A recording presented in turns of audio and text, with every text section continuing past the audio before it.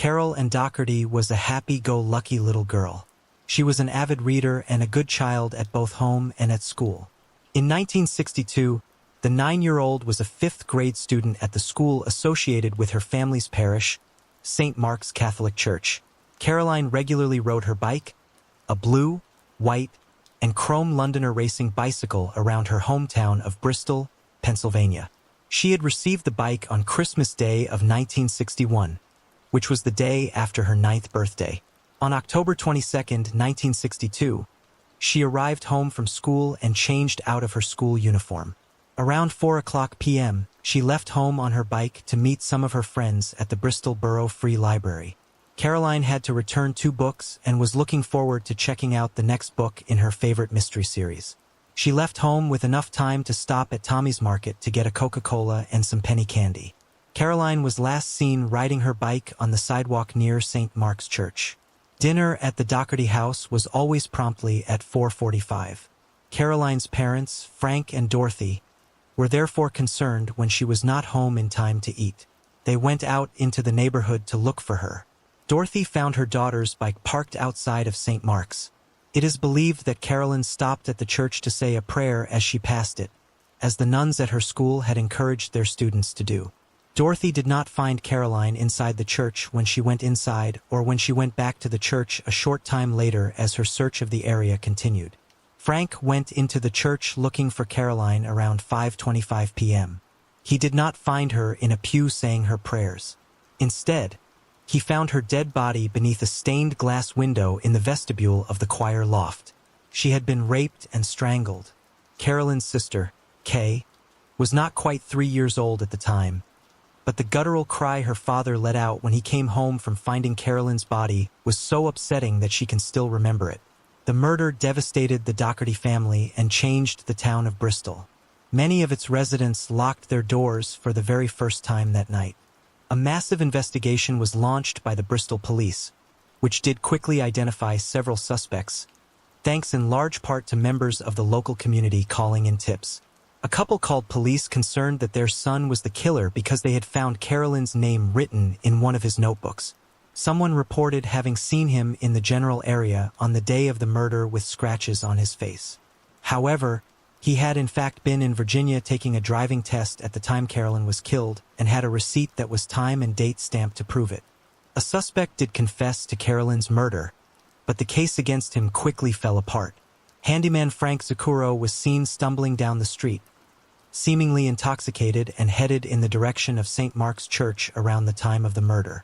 Zucchero had a reputation for being the town drunk and only had a 5th-grade education. According to a Bristol police officer, Zucchero confessed to the murder and provided details about it that only the killer would know. Zucchero was questioned by the Bucks County District Attorney, who thought that Zucchero sounded delusional.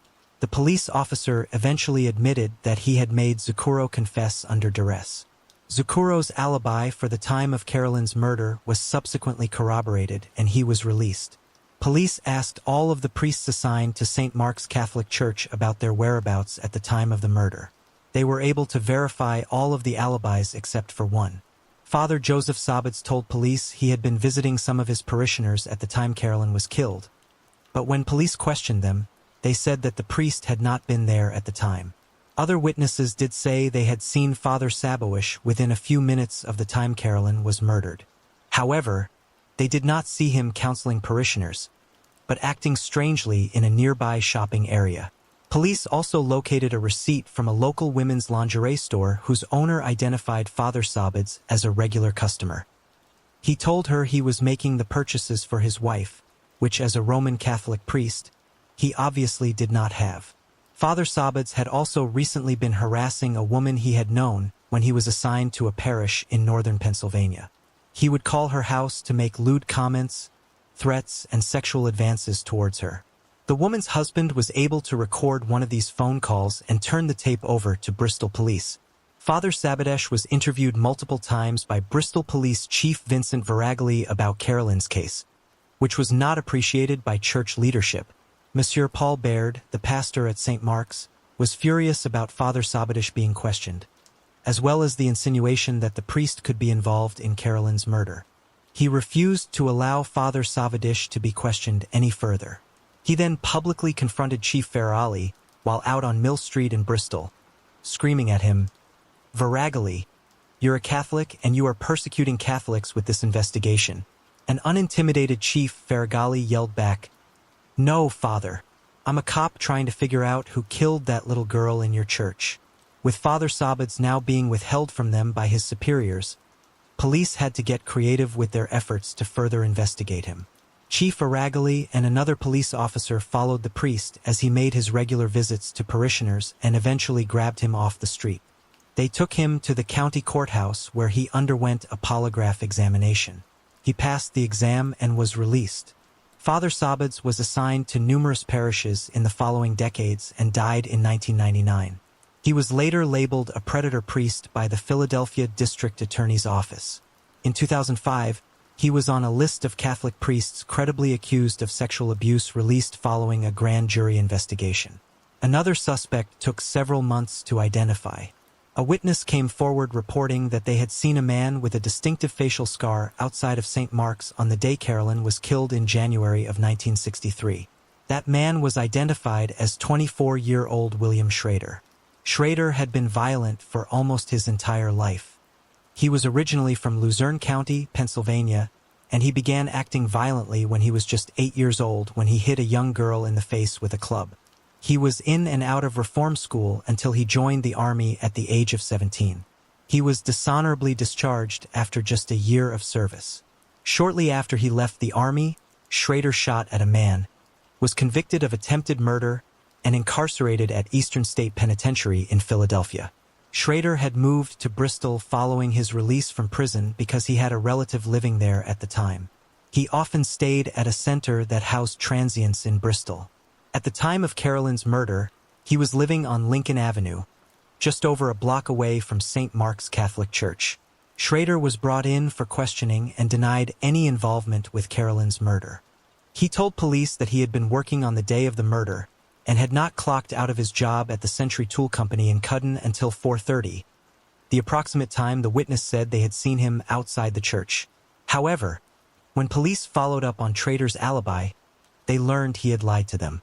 Records showed that Schrader had clocked out of work at 1:58 p.m. on October 19, 1962, and did not return to work until October 24th, missing 3 scheduled shifts. When he was confronted with the evidence of his deceit, Schrader told police a new story, claiming that he had been installing a motor in his car at Gross's junkyard on October 22nd and 23rd. The owner of the junkyard could not recall if Schrader had actually been there on those days. His whereabouts at the time of the murder were unknown. Schrader provided a sample of his pubic hair and underwent a polygraph examination. After he passed the polygraph, he was released. Despite pursuing a number of promising suspects, investigators could not identify Carol Ann's killer or make an arrest. Carol Ann's parents never fully recovered from their daughter's death. Her mother, Dorothy, became emotionally withdrawn after her daughter's murder and passed away in 1975. Caroline's father, Frank, said in 1992 that he hoped he would live to see his daughter's killer identified. He lived until 2001, but like his wife, he died without ever learning who had killed Caroline. Bristol Police Chief Vincent Faragalli was also haunted by the question of who had killed Carolyn Doherty. He kept her picture on his desk at the police station until he retired in 1979, and he then displayed it in his home. He considered Carolyn's case to be the most devastating of his career and was frustrated that his department never got the break they needed to solve the case. He passed away in January of 2001 at the age of 81. Investigators kept revisiting Carolyn's case as the decades passed, but the case would not be formally solved for more than 60 years.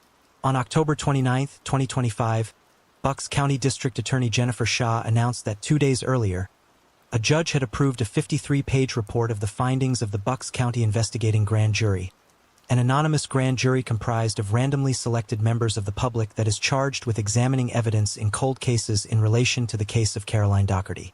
The grand jury formally found that William Schrader committed the crimes of rape and murder of the first degree in connection with Carolyn Doherty's death.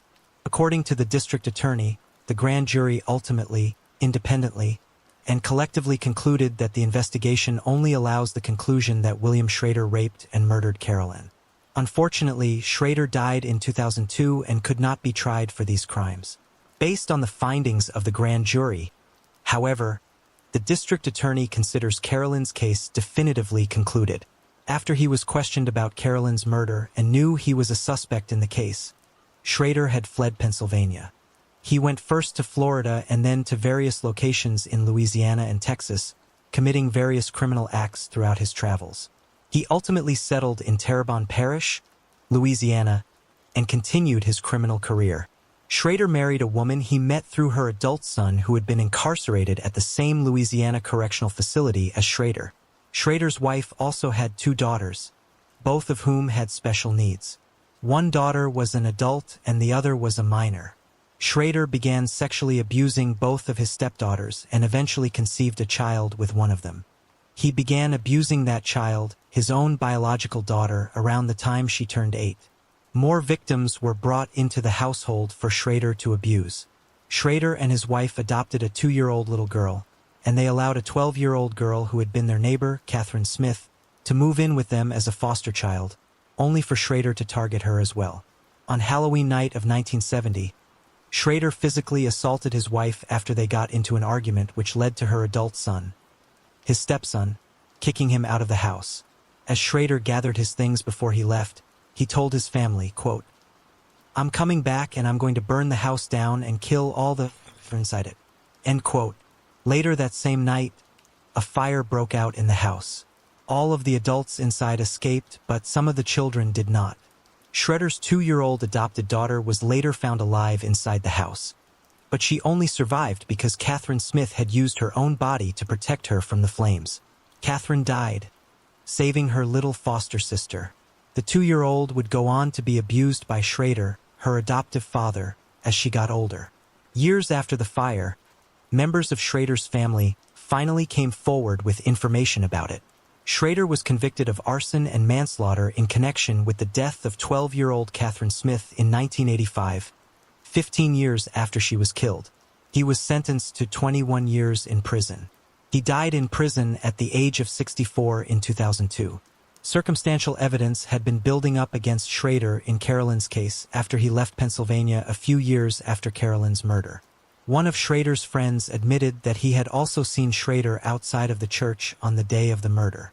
Police also learned that Schrader smoked Lucky Strike cigarettes. Cigarettes of that brand had been found at the crime scene. These details were not enough to charge Schrader with a crime.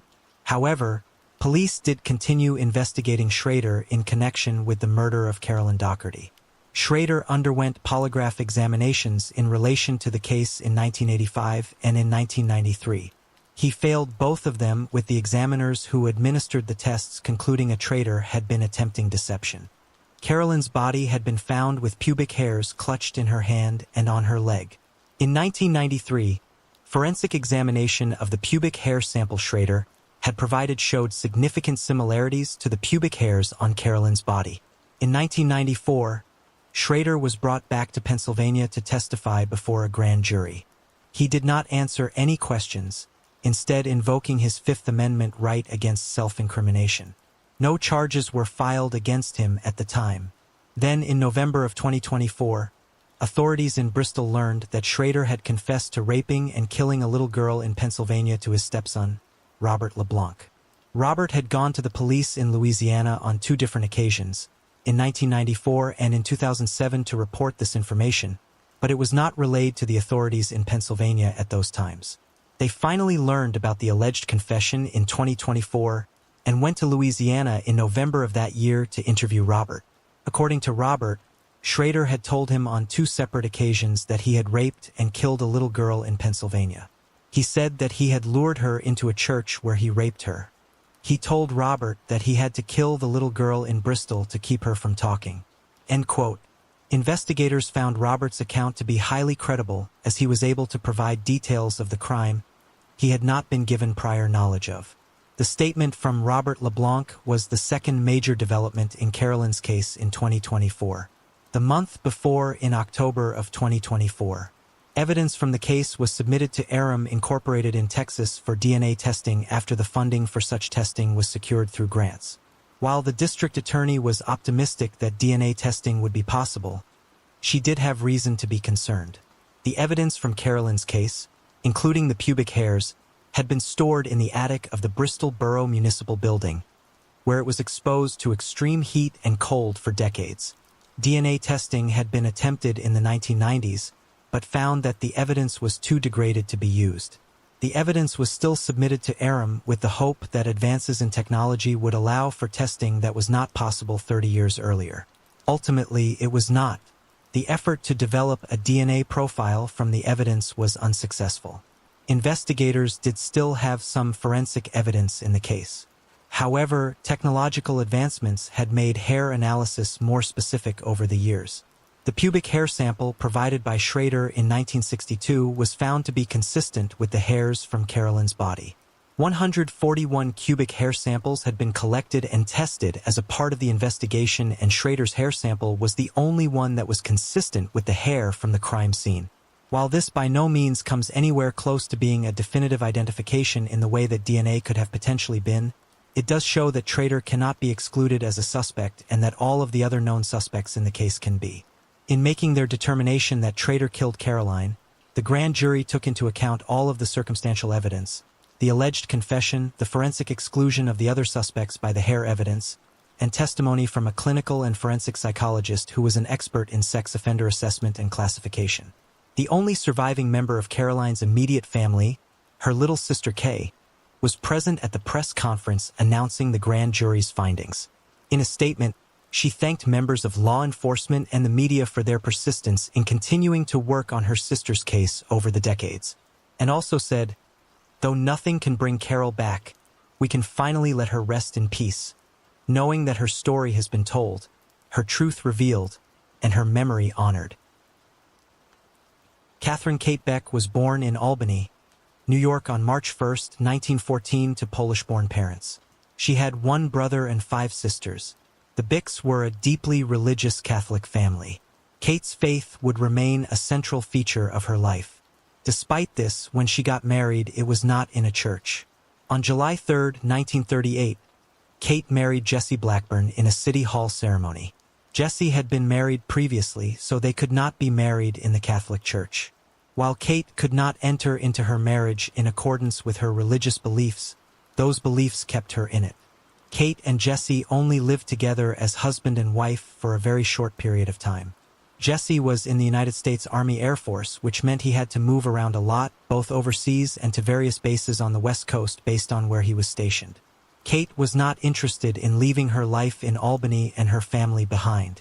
Furthermore, based on letters they exchanged, the responsible and regimented Kate quickly grew frustrated with how unreliable and irresponsible her husband was. However, while they lived separate lives, the couple did not divorce, as doing so was against Kate's religious beliefs. They maintained a cordial relationship, periodically exchanging letters, although Kate would also sometimes get letters from the various girlfriends Jesse had over the years. Kate would even wire Jesse money if he needed it, which he often did. Once his service in the air ended, Jesse took a civilian job working for the Army, which eventually led to him moving to Japan.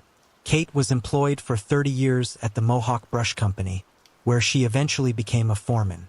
On Saturday, September 12, 1964, 50-year-old Kate worked half a day at the factory and arrived home around noon. Kate owned her 2-family house at 117 Colony Street in Albany. She lived on its first floor and rented out the upstairs apartment to supplement her income. Kate was well liked by her neighbors. She was known for being a kind but fairly private person. She was also known to her neighbors for sticking to a very strict routine. She was seen by neighbors between 5 and 6 p.m. on the 12th, sweeping her front porch as she did every Saturday. This would be the last time anyone saw Kate alive. The last time Kate spoke to anyone would be a short time later when she talked to one of her sisters over the phone.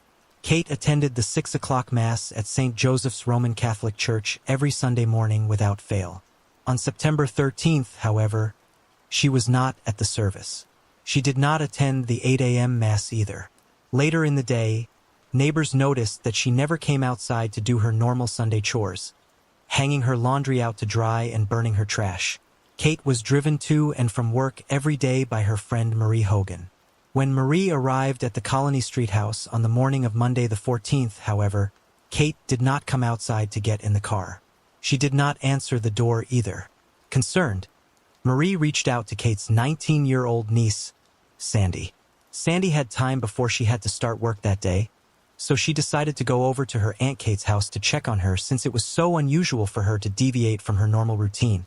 She asked her sister Marianne to go with her, but Marianne said no because she had to get to school. She had just started the 10th grade. Therefore, Sandy instead asked her Aunt Anna, another one of Kate's sisters, to go over to the house on Colony Street with her. Sandy and Anna knocked on the door, but like Marie, got no answer. Sandy began tossing pebbles at various windows, hoping to get her aunt's attention in whatever room she was in at the time. There was still no answer from Kate. Sandy and Anna then realized they could get inside through the unlocked cellar door.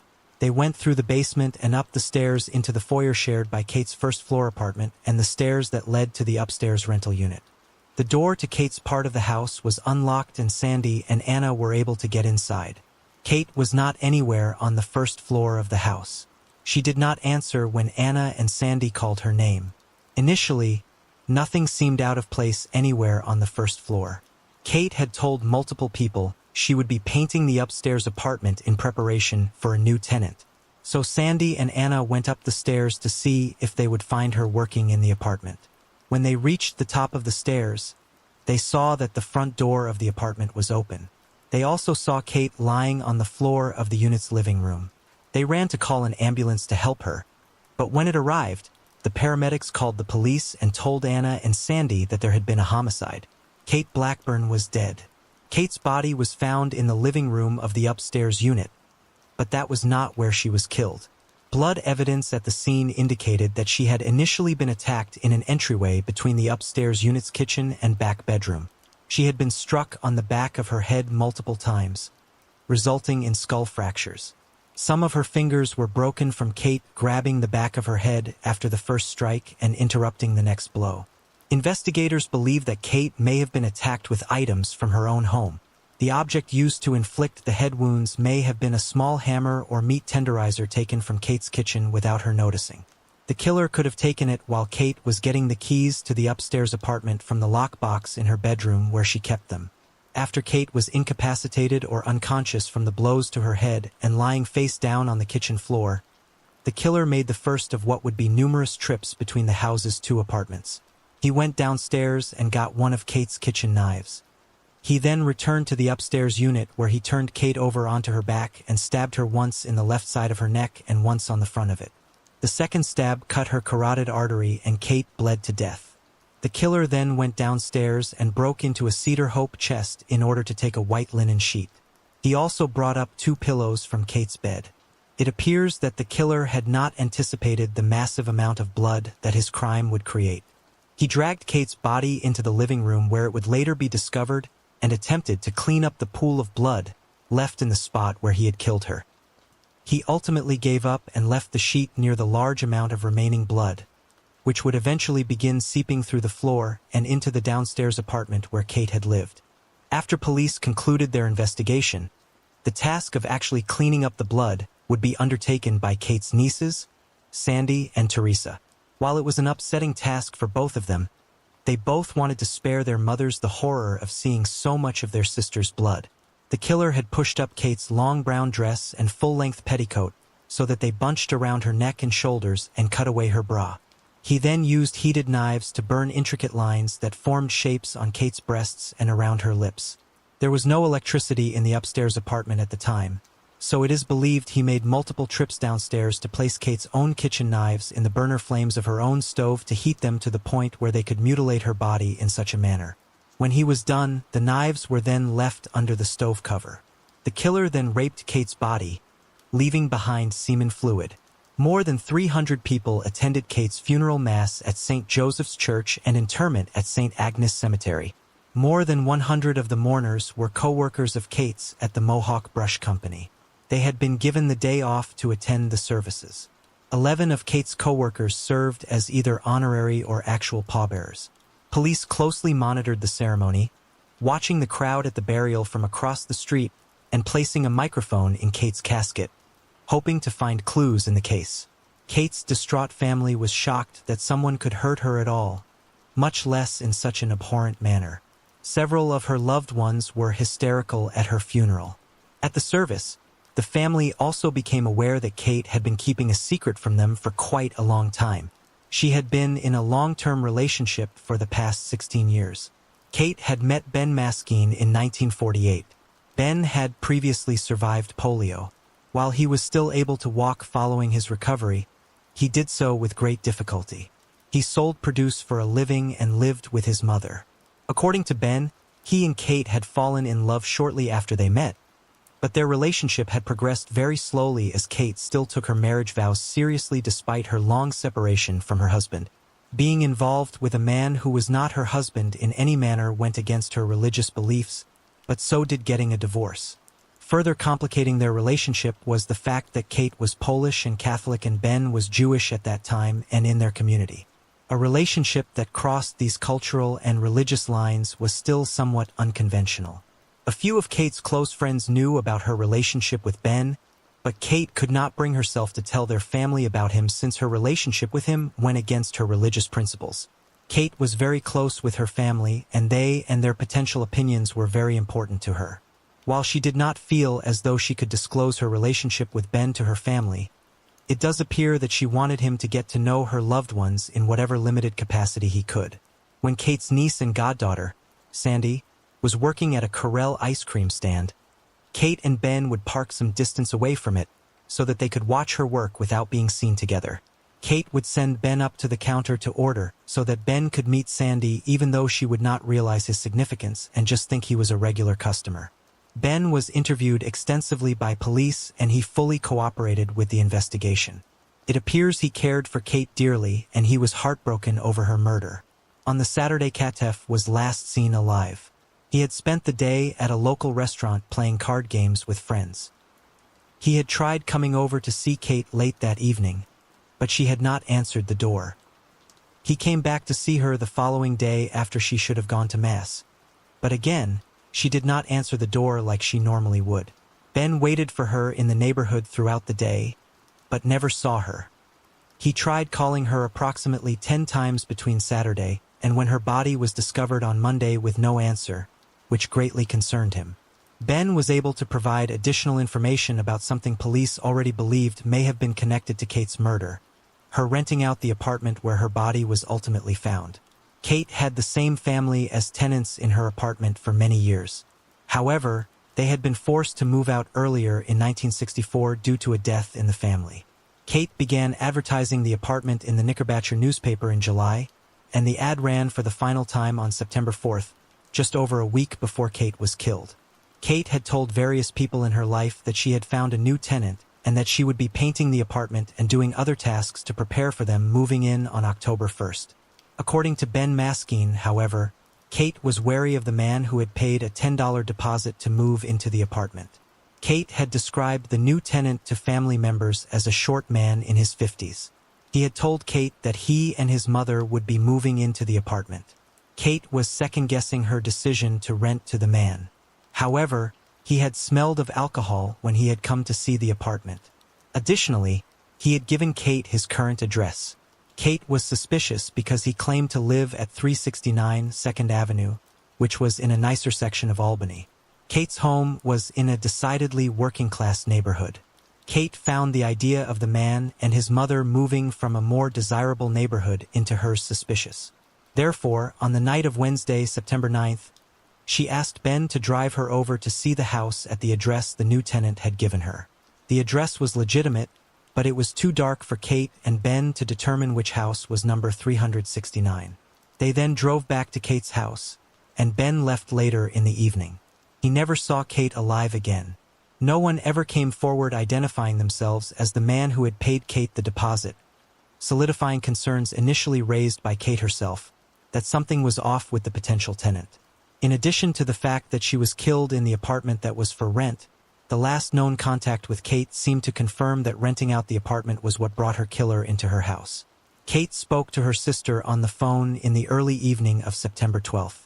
Her sister had wanted to bring Kate over some food for dinner. Kate told her no because a tenant was coming to see the apartment. It is unclear if Kate meant that the man who had paid the deposit was coming over to see the apartment again before he moved in, or if Kate was having someone else who was interested in moving in over to tour the apartment. As uneasy as Kate was about the man who had paid the deposit, she may have tried to find a different tenant before he was due to move in. A scrap of paper with 117, the same number as Kate's house number, was found outside the house, leading to speculation that someone may have come looking for Kate's house. Knowing the house number, but not being familiar with the house itself, Kate's apartment was for the most part left untouched by her killer, with the major exceptions being the hope chest he broke into to find a sheet and the knives he used in the actual murder. However, the one item he specifically looked for and took part of supported the theory that Kate had been killed by the man who had previously paid her the deposit. Kate kept a rent receipt book in a hutch in her living room. She would fill out a slip of paper when she was paid rent or a deposit. The stub would remain in the book so that Kate would have a record of the payments, and she would rip out a receipt to give to the person who had paid her. The killer had gone through the hutch and found the receipt book. The last page of the book that had been written on and the 4 pages behind it, including the stubs that were designed to remain in the book, had been ripped out. Police believed that the killer's name had been written in that book and that he had taken the pages so that he could not be identified. Experts were still able to detect the faint impressions left on the paper by Kate writing on the pages above the ones which remained through indentation analysis.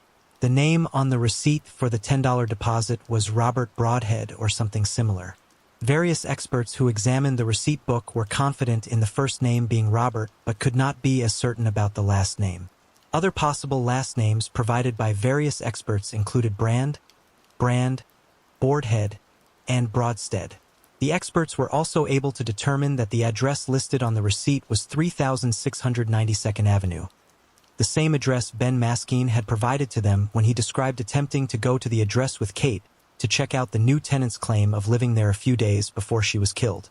Police investigated every man with a name that could match the one written by Kate in her receipt book, but they could not connect any of them to the case. As best as they could tell, the man had provided Kate with a false name. Police also investigated the people living at the address the man had given Kate, as well as people living in houses with the number 369 on other streets in Albany. Investigators did not limit their potential suspects to just men matching the description Kate had provided of the man who had put down a $10 deposit to move in on October 1st.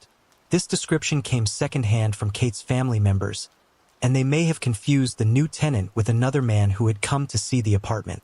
Information about Kate's murder was shared in several states, and investigators traveled as far as Connecticut to follow up on suspicious potential renters. A woman in Connecticut had called police to tell them about a man who had called her, asking to see an apartment she was advertising for rent. She thought the man sounded suspicious, and he had told her he was renting the apartment for himself and his mother, as Kate's new potential tenant had told her. Albany police were waiting for him when he came to tour the apartment. While he had been dishonest with the landlady, he had just been uneasy speaking with her because he was in fact renting the apartment for himself and his girlfriend. Despite the best efforts of police, time went on and no arrests were made in the case. Kate's home was eventually demolished. Kate's murder had a long-lasting, devastating effect on her family. The case also continued to have an effect on the members of the Albany Police Department for decades, which ultimately played a part in Kate's case finally being solved. Today, Melissa is my commander with the Albany Police Department, but in 2018, she was a detective in the department's Forensic Investigation Bureau. In August of that year, her husband had attended a party with many of the department's retired detectives. Some of them were discussing old cases that had really stuck with them over the years. For many of them, it was the brutal murder of Kate Blackburn. Then Detective Morey's husband told her about the case when he came home, and she immediately took an interest in the case. She knew because of her position in the Forensic Investigation Bureau that evidence from cases even older than Kate's was still with her department. So, she decided to look into what evidence from Kate's case was still available. She found that quite a large amount of evidence was still with the department and that the investigators in 1964 had collected it carefully, ensuring that it would be well preserved. The detective may also learn that she knew someone named in the case file Kate's niece Sandy who had discovered Kate's body.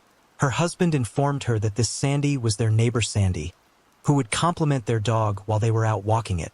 The detective did not bring up the case with Sandy at the time in an effort to be sensitive to the fact that doing so might upset her.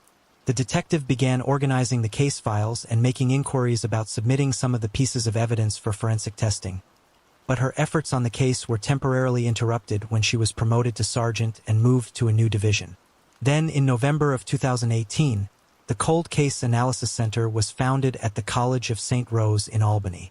Kate's niece, Sandy, saw coverage about the Sense establishment on the local news and reached out to see if they could help with her aunt's case.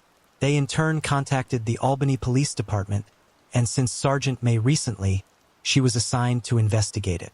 In 2019, Kate's case was featured in the second season of the Cold Case Analysis Sense podcast, Upstate Unsolved, in hopes of identifying new witnesses and generating public interest in the case. Various options for forensically re-examining the evidence in the case were explored over the next few years, and eventually the best option was identified and funding for performing it was secured.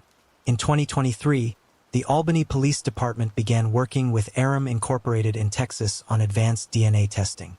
After they received a grant from the nonprofit Season of Justice, which made financing the testing possible, a handkerchief, which had been found underneath Kate's body, was submitted for testing. Authorum was able to use what is essentially a sterile wet vac system to extract DNA from the porous surface of the cloth. They then used forensic-grade genome sequencing to identify a comprehensive DNA profile. The profile was submitted to the FBI so that genetic genealogy could be used to identify a suspect. This effort did ultimately identify a man who potentially was the individual whose DNA was found at Kate's crime scene. Unfortunately, he passed away in 1998. Police therefore approached his surviving relatives. They provided DNA samples for comparison and cooperated with the investigation fully, but they do not wish their involvement in the case to be publicly discussed beyond that.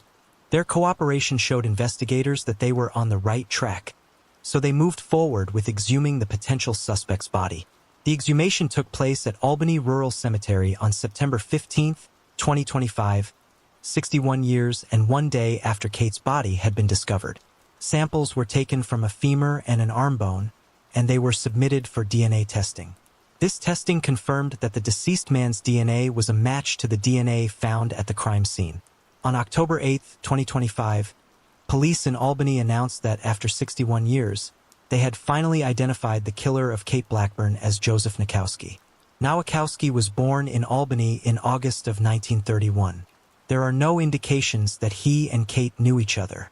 His criminal activity began before he killed Kate and continued on in the years after the murder. He was in and out of prison for many years. In 1973, he was arrested in Schenectady, New York for viciously attacking an elderly woman in the apartment where she lived alone. He was released from prison in 1980 after serving his sentence for that crime, and he did not have further significant contact with police for the last 18 years of his life. Now that his involvement in Kate's murder has been confirmed, his DNA profile is being uploaded to criminal databases in case he is tied to any other cold cases. Multiple members of Kate's surviving family attended the press conference announcing that the case was finally solved, and that they finally had some answers about the crime that had impacted their family so deeply. Several of Kate's nieces spoke at the event to thank everyone who had worked so tirelessly on the case, and to memorialize their beloved aunt. My name is Marion Samard, and I want to say to you, do you believe in miracles? Prayers are so powerful. I stand before you to say that our family received a miracle. So thank God. After 61 years, we now know who murdered Catherine Blackburn. Our Aunt Kate loved her faith, family, and friends. She was a daughter, sister, aunt, friend, and neighbor. She was a supervisor at the Mohawk Brush Company on Fuller Road in Albany. She was well respected and loved by her co-workers.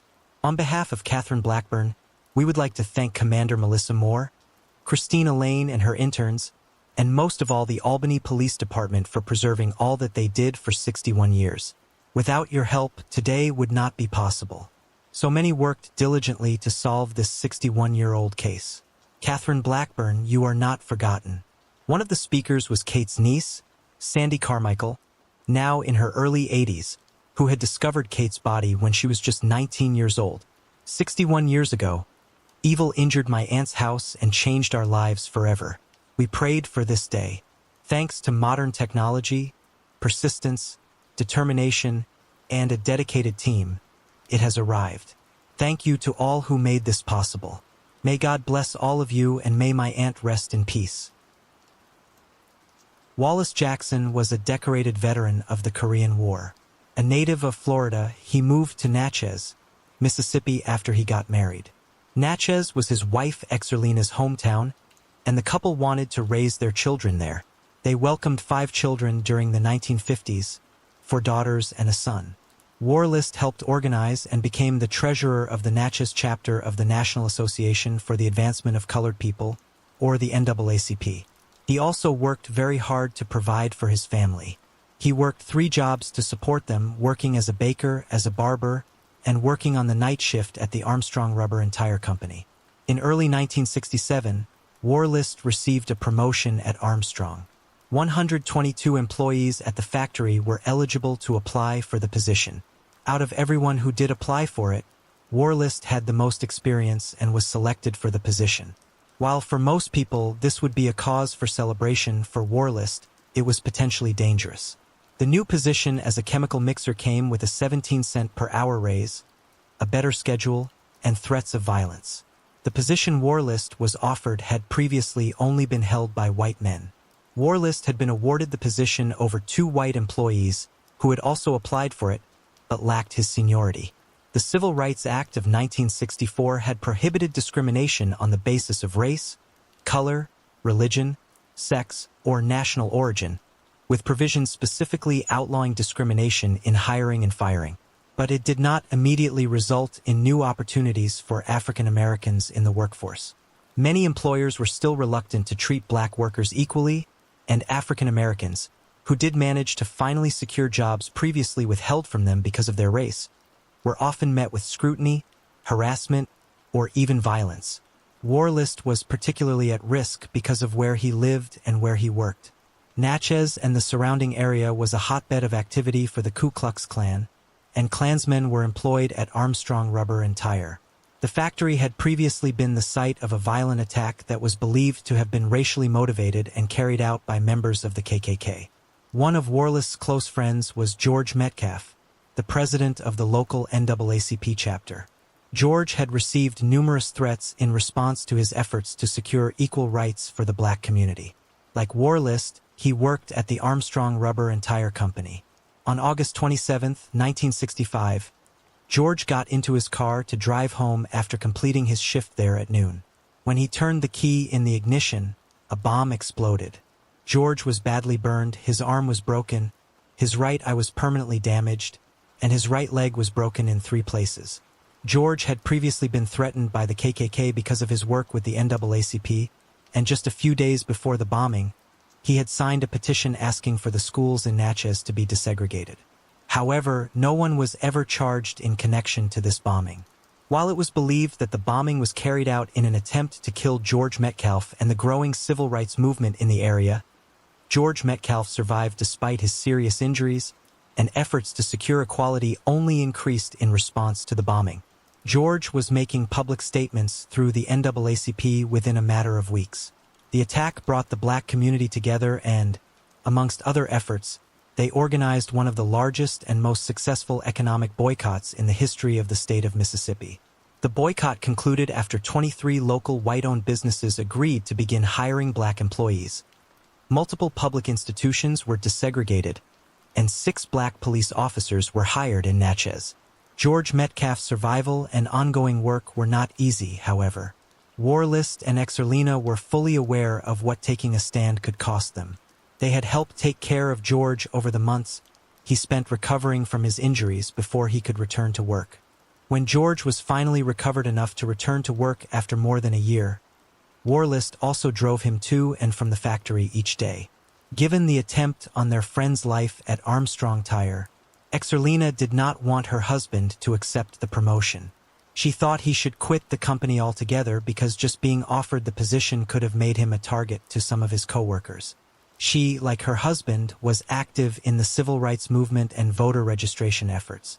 She was therefore aware of how far some people in the area would go to prevent the black community from receiving better opportunities, and understandably reluctant to have her husband become a target for them. Other senior members of the NAACP also warned Warlist about the risks involved in accepting the position.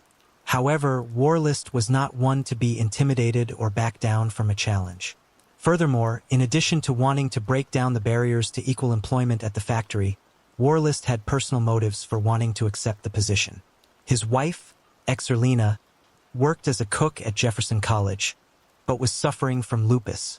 The increase in his income could allow her to stay home with their children and get the rest her condition required, but her busy schedule did not allow for. Warlist accepted the promotion. Warlist began his new position in February of 1967. Because it required his schedule to change, he was no longer able to drive George Metcalf to work, as he had since George returned to work following the attempt on his life. February 27th was one of the first days Warlist worked in his new position and with his new schedule on the day shift. Warlist was able to get overtime that day, so he worked from 8 a.m. until 8 p.m. After his long day of mixing chemicals at the factory, he got into his pickup truck, a 1958 Chevrolet, and began driving home. Leaving the plant, he would have made a right onto Minor Street. He would eventually make a left off of Minor Street. At 8:11 p.m., Warlist turned on his left turn signal to indicate that he was making that turn. When he did so, it set off a massive explosion. The windshield and rear glass of the truck exploded. The hood of the truck, both of its doors, and the top of the cab were blown open. Pieces of metal shot off by the explosion created holes in two nearby houses.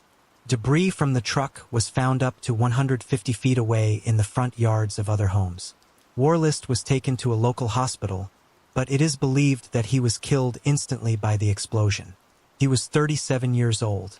Warlist's promotion was an obvious potential motive for his murder, and the alleged members of the KKK who worked alongside him at Armstrong and therefore would have access to his truck while it was parked outside of the factory were obvious suspects for it. Two mechanics told the FBI that it would be possible to place a bomb under a truck like Bull's and connect the detonator to the turn signal in under 5 minutes. The Natchez Police Department began investigating the bombing immediately, but the murder of a black man campaigning for civil rights in an area where the KKK was known to be highly active soon brought in outside assistance for the investigation.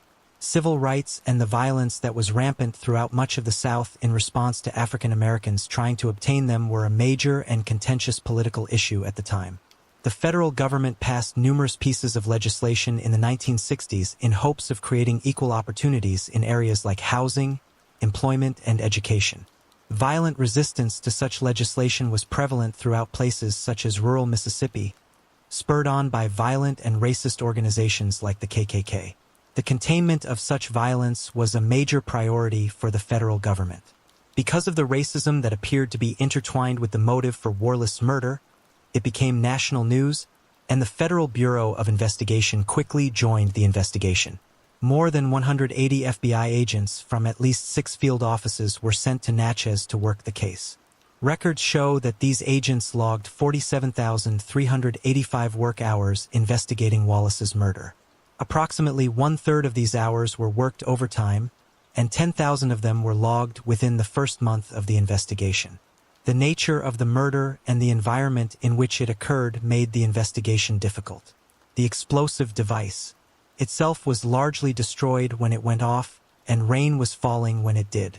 The rain contaminated the evidence, destroying chemical residue and fingerprints that may have been left on the truck. Since the physical evidence was so limited, the investigation focused mainly on finding eyewitnesses and informants. The FBI conducted hundreds of interviews and undertook major surveillance operations. Despite these efforts and pressure from the black community in Natchez, the case was not solved and no arrests were made. It will be more than 40 years before the case was reopened and details from the original investigation were made public. On October 8, 2008, the Emmett Till Unsolved Civil Rights Crime Act was signed into law.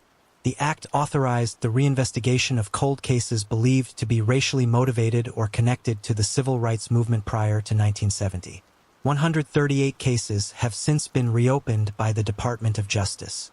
Warless murder was the 62nd case to be reopened. Also in 2008, Stanley Nelson, the editor of the Concordia Sentinel, based 12 miles across the state line from Natchez in Faraday, Louisiana, began publishing a series of articles using information he collected during his own 2-year investigation into Wallace's murder. Mr. Nelson had access to many of the FBI's original files. The Syracuse University College of Law Cold Case Justice Initiative had filed a Freedom of Information Act request to obtain the files and then shared them with him. These files revealed that the FBI had identified the same man as the lead suspect in both Wallace's murder and the bombing of George Metcalf's car. 37-year-old Raleigh Jackson Red Glover. In 2009, Donna Robinson, the widow of J.T. Robinson, the chief of police in Natchez, who had investigated Wallace's murder in 1967, told Stanley Nelson that her husband had told her that he knew Glover was responsible for Wallace's murder, but he could not prove it. She said that on multiple occasions prior to his death, he had said, in reference to Glover, that son of a bitch killed Wallace Jackson. According to the FBI files, Glover was the head of the Silver Dollar Group, a particularly secretive and violent, even by the Klan standards, offshoot of the KKK, dedicated to using violence to prevent the desegregation of schools and public institutions. The FBI has also named members of the Silver Dollar Group as suspects in 5 other murders of black men in the 1960s. The increased FBI presence in Mississippi in the 1960s led to an increase in federal informants. This in turn led to an increase in paranoia amongst members of publicly racist groups like the KKK, which led to the formation of more underground splinter groups like the Silver Dollar Group. The FBI believed that there were potentially as many as 52 members of the Silver Dollar Group, but only about 20 of them were in Glover's inner circle. All members were personally selected by Glover. The group got its name from Glover's practice of presenting new members of the group with the silver dollar minted in the year of their birth, which they could use as a covert means of identifying themselves to other members. Glover was a veteran of both World War II and the Korean War. He was also a longtime employee at Armstrong Rubber and Tire.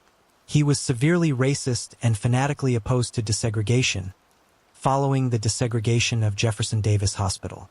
A portrait of Jefferson Davis, the President of the Confederate States of America, was stolen out of the hospital's lobby. Informants told the FBI that Glover had taken credit for the crime, which he committed because he could not stand the idea of Jefferson Davis symbolically witnessing black and white people being treated in the same facility. According to an FBI informant, Glover had also bragged about being the person who had planted the bomb under George Metcalf's car. In 1962, Glover came to Natchez Police Chief J.T. Robinson and admitted to shooting a black man, but the man left town after being discharged from the hospital without pressing charges.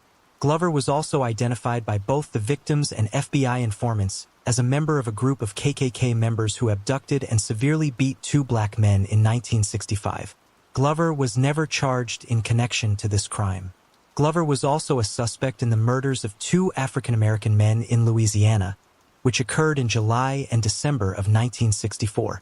The FBI's case files indicate that the Silver Dollar Group was heavily armed and was using every type of explosive available to them in an attempt to develop them as weapons. At least one member of the Silver Dollar Group, Kenneth Norman Head, admitted to the FBI that the group had been experimenting with explosives. He had initially joined the KKK out of fear of an insurrection by black people and a civil war.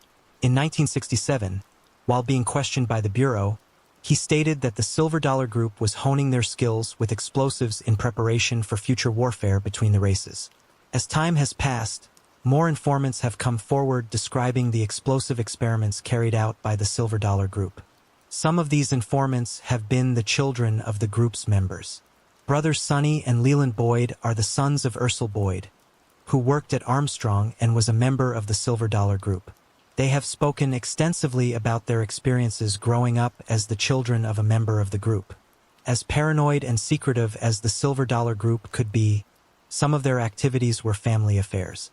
Sonny and Leland attended multiple fish fries held for members of the Silver Dollar Group and their families. According to FBI informants, The bombing of George Metcalf's car was planned at one of these fish fries in June of 1965. At these fish fries, the Leland brothers witnessed their father and other members of the Silver Dollar Group, including Red Glover, experiment with all manner of explosives. Glover was also a regular visitor to their home, where their father stored multiple bombs in the attic and in a shed. Sonny reports that Glover once showed up at his family home with a trunk full of fully loaded firearms, frightening him by dry-firing the weapons in the driveway with his father. Informants told the FBI that experiments with explosives at a fish fry in August of 1965, shortly before the bombing of George Metcalf's car, were unsuccessful. However, FBI records also indicate that just 4 days before that bombing, 2 Silver Dollar Group members were able to successfully detonate a charge by connecting wires to the ignition coil of a car. The closest thing to physical evidence the FBI ever found connecting the Silver Dollar Group to the murder of Warless Jackson came from the bomb used to commit it. While most of the bomb was destroyed in the blast, FBI records show that agents found fragments of a leg wire amongst the debris at the crime scene. This particular leg wire was consistent with one from a kind of electrical blasting cap used for seismic work in the oilfield industry. A primer cord used in the oilfield industry was also used in the bombing of George Metcalf's car. E.D. Morris, a Silver Dollar gang member who became an informant for the FBI, reported that he and Glover had gone to the home of Armstrong employee Eldon Hester to see a large quantity of explosive material in December of 1966. The material in question was used primarily for seismic work in the oilfield industry. The FBI's files on the case indicate that the Bureau had a theory that Warlist was not the primary target of the bombing that killed him. They speculated that, instead, the bombing was a second attempt on the life of George Metcalf, who had just returned to work after spending over a year recovering from the injuries he sustained when his car was bombed in August of 1965. A local leader of the KKK told the FBI that he had learned that members of the Silver Dollar Group were planning a second attempt on George's life in December of 1966, and that group members had been told to prepare alibis for early January 1967. According to FBI files, while Warless promotion was common knowledge amongst the other employees at the factory, its associated shift change, and therefore the fact that Warless could no longer drive George Metcalf to and from work, as he had since George had returned to work a few weeks before the murder, was not. Warlist had worked late on the day of his murder, so whoever placed the bomb under his truck may have done so in the early evening hours, and assumed Warlist had recently arrived at the factory for the night shift that he had previously worked with George. While some KKK members who worked at Armstrong were upset that Warlist had been promoted, informants told the FBI that overall, Warlist was generally not viewed with vitriol by the members of the clan he worked with. As active as he was in the civil rights movement, he was generally viewed as quiet, conservative, and hardworking. George Metcalf, on the other hand, was particularly demonized by white supremacists, who viewed him as the active force that was driving progress for African Americans in the region. Since George Metcalf's return to work at Armstrong Rubber and Tire, and Wallace's promotion there occurred around the same time, either event could have been the motivation for the bombing. The bomb that killed Warlist was very large enough, by the FBI's estimation, to have killed anyone who was riding in the passenger seat when it went off. As such, it is possible that the bomb was planted with the main goal of killing George Metcalf, not Warless Jackson. Whoever planted the bomb was obviously not bothered by the fact that Warlist would die as well, but Warlist may have been considered collateral damage rather than the primary target. It is very easy to imagine that Warlist would be targeted by violent white supremacists because of his skin color, because of his work with the NAACP, or because of his promotion. However, it is also very easy to imagine that someone stupid enough to hate an entire group of people solely because of their skin color and fight to deny them their basic rights as human beings and American citizens would also be stupid enough to bungle an attempt on George Metcalf's life so spectacularly by failing to confirm basic details like Warless' schedule in his new position and whether or not George Metcalf would have been in his truck that day. The Silver Dollar Group as a whole, and Red Glover specifically, appear to be strong potential suspects in both the bombing that injured George Metcalf and the bombing that killed Warless Jackson. However, all of the potential evidence against them is circumstantial and speaks more to their motive for rather than their actual involvement in the crimes. As such, no charges were ever filed against Glover or any other member of the Silver Dollar Group in connection with either of the bombings. Allegations of, or even admissions to, criminal activity with racist motives by members of the Silver Dollar Group never led to criminal charges for one reason or another, except in one case. In 2007, Silver Dollar Group member James Ford Seal was convicted in federal court of the murders of 2 African-American teenagers in Franklin County, Mississippi in 1964. He was the leader of a group of Klansmen who carried out the murders. He died while incarcerated at the Federal Correctional Institution in Indiana in 2011. Glover passed away in 1984 at the age of 62, without ever being charged in connection with any of the crimes he was suspected in. Glover's stepson maintains that the FBI simply fixated on his stepfather without evidence, which is why they were never able to convict him of anything in court. In addition to Glover, the majority of the other known members of the Silver Dollar Group also died before Worley's case was reopened. The 2008 investigation failed to identify evidence that would meet the required legal standard to declare the case closed even if those found responsible were not alive to face charges in court. The new investigation into Wallace's murder was formally closed by the Justice Department on May 4, 2015, without any resolution. The case remains unsolved. While there is an obvious motive and a strong potential suspect in the case, the Jackson family is still waiting for definitive answers in Worley's murder. The family is motivated by finding peace for themselves, not by vengeance towards their father's killer or killers, or their families. Speaking about his father's murder in 2008, Worley Jackson Jr. stated, "I've forgiven my father's killers. I'm not bitter anymore. These men's sons may be suffering from the sins of their fathers, but I don't wish that on anyone. I think it's harder on the people who did this than on us. No rest for the spirit. It must be miserable." They do remain frustrated with the closing of the case and the lack of work being done by law enforcement to finally solve it. Morley Jr. stated in 2015, "A lot of people have tried to push my daddy's death under the rug. We're still trying to pull it out into the light." On the evening of April 14, 1984, Jack Griffin went for a jog on the beach near his home. Jack was a farmer and an avid runner. As he looked down on the beach from the cliffs along it, he saw what he at first thought was a doll amongst the rocks on Whitestrand Beach outside of Carisveen, County Kerry, Ireland.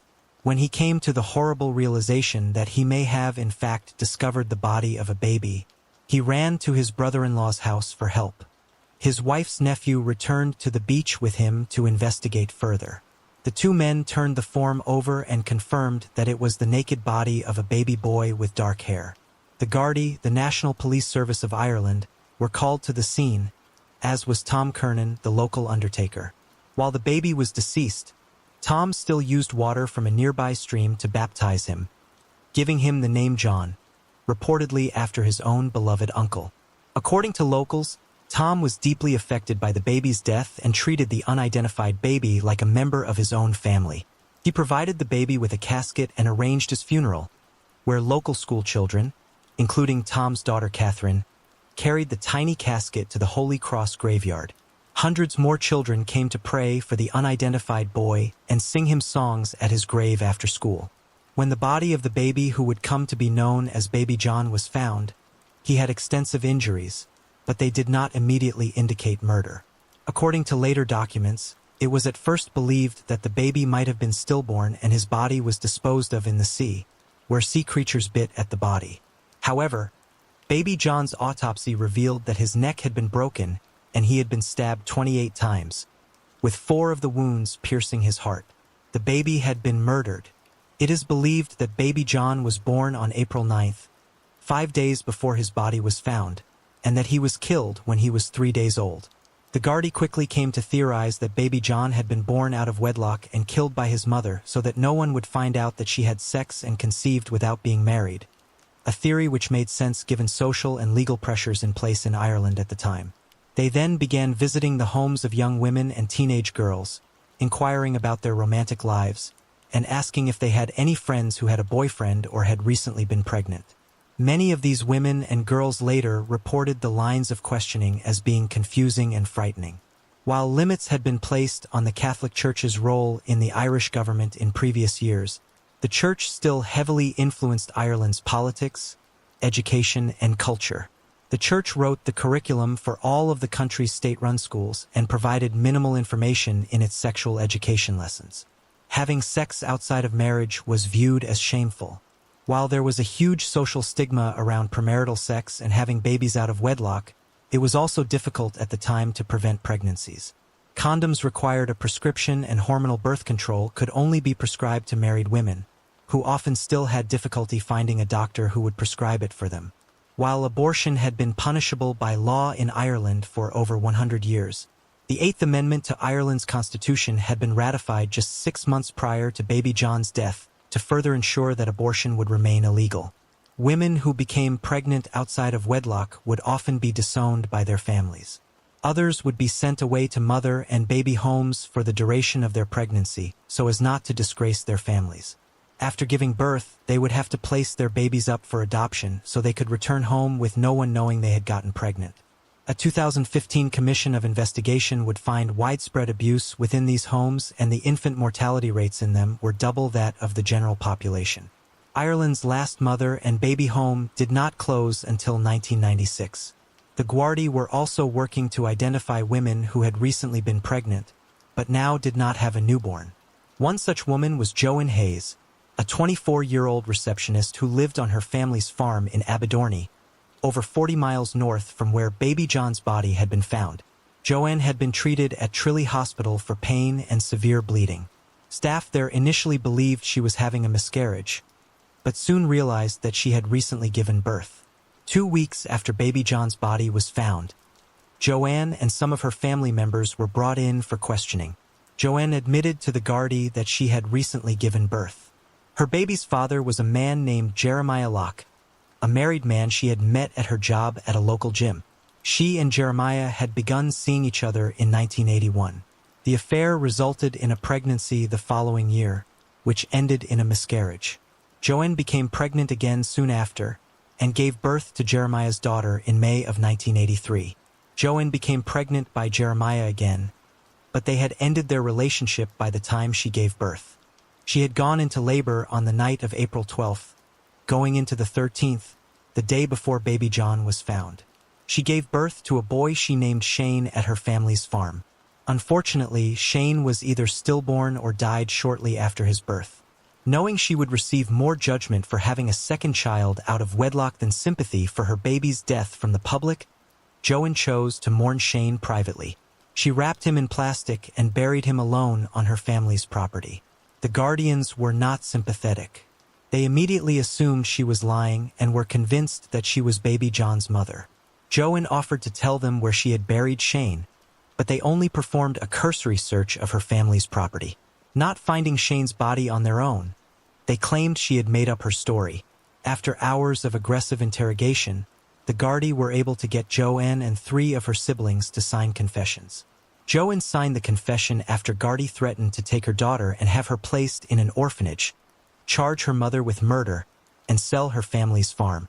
According to these confessions, Joanne had killed her newborn son and her brother had disposed of the body in the sea. According to Joanne's confession, she had killed the baby because of the shame he would have brought onto her and her family. However, she had not killed her first child, who was also the result of her affair with Jeremiah Locke and was raising her quietly at her family home. On May 1, 1984, Joanne was charged with murder and remanded to Limerick prison. Unfortunately for the Gardaí, actual evidence soon emerged contradicting the narrative they had put forth in the family's confessions. Joanne told her sister where she had buried her son Shane, and the day after Joanne was charged with murder, Shane's remains were located on the Hayes family farm, where Joanne had said they would be. Furthermore, testing showed that baby John could not be the son of Joanne Hayes and Jeremiah Locke. While DNA testing was not available at the time, blood type testing was. Joanne and Jeremiah both had blood type O, as did their son Shane. However, baby John had blood type A. Children do not always have the same blood type as their parents, as 2 people with A or B type blood could both carry the recessive gene for type O blood and produce a child with that blood type. However, there is no possible way for 2 people with type O blood to have a child with type A. Some of the investigators on the case still maintained that Joanne was baby John's mother and murderer. While the discovery of Shane's remains and the blood type evidence pointed towards Joanne's initial statements to the Gardaí being correct and to her innocence, investigators still held that she was guilty of murder because they had gotten her to sign a confession. While we today are more familiar with false confessions provided to police under various forms of duress, the investigators who had convinced the various members of the Hayes family to sign confessions argued that these confessions were absolute proof of Joanne's guilt. Some of the detectives argued that Joanne had actually given birth to twins. One of the twins was the baby whose remains were found on the Hayes family farm in Abbey Dorney, and the other was baby John, whose body was found washed up on White Strand Beach. They suggested that Joanne's pregnancy had been a case of heteropaternal superfecundation, a very rare situation in which a woman releases 2 eggs in one menstrual cycle, and those eggs are fertilized by sperm from 2 different men within a short period of time, resulting in twins who have different fathers. If Joanne was capable of having one affair, they argued, she was capable of having 2 at the same time. If she had sex with a man with type A blood around the same time she conceived her son Shane with Jeremiah, she could have had twins, and one of them could have had type A blood, like baby John. However, this theory could not be true if the very confessions that investigators maintained proved Joanne's guilt were also true. In the signed confessions, Joanne had given birth to and killed 1 baby, not 2. This still did not diminish the certainty that some of the investigators on the case felt over Joanne's guilt or keep them from publicly voicing that view. While investigators were still convinced of Joanne's guilt, the entire legal system did not share their perspective. The blood type evidence and the Hayes family withdrawing all of their confessions did lead to the Director of Public Prosecutions dropping the murder charge against Joanne in October of 1984. Charges for concealment filed against members of her family were also dropped. However, their legal ordeal was just beginning. The case attracted national attention for various reasons. Horror at baby John's violent death, allegations of physical and psychological abuse by the Gardaí in their efforts to get signed confessions from members of the Hayes family, and concern over how Joanne Hayes was treated during the investigation from Ireland's growing number of women's rights activists. All of the upset, as well as concerns from the Minister of Justice that the Gardaí may have been grossly negligent in their handling of the case, led to a tribunal being convened. On January 7, 1985, the Kerry Babies Tribunal of Inquiry, presided over by Judge Kevin Lynch, began in Tralee. However, rather than investigating how the Gardaí investigated the case, as it was supposed to, the tribunal quickly devolved into a personal attack on Joanne Hayes, in which her character and morality were put on trial. The private young woman had all of her most personal and intimate information put on display for the public. Numerous psychiatrists provided unfavorable opinions about her personality and critiqued the amount of emotion she displayed over her son, Shane's death. A map was displayed showing the locations where she had sex with Jeremiah Locke, and a doctor commented on the size of her birth canal as part of his testimony. Numerous members of the Hayes family were called to the witness stand where they were subjected to intense questioning, but Joanne received the worst treatment on the stand by far. Joanne was cross-examined over the course of 5 days, which remains the longest amount of time in Irish history that a witness has been questioned. She was asked more than 2,000 questions. Her questioning appeared to be an exercise in embarrassing her, forcing her to discuss the most private details of her sex life and other intimate matters, including the details of how she had lost her virginity, her menstrual cycle, and the number of sexual partners she had been with. This line of questioning was allowed because showing that Joanne had previously been with other men was viewed as evidence supporting the theory that she could have conceived twins with different fathers.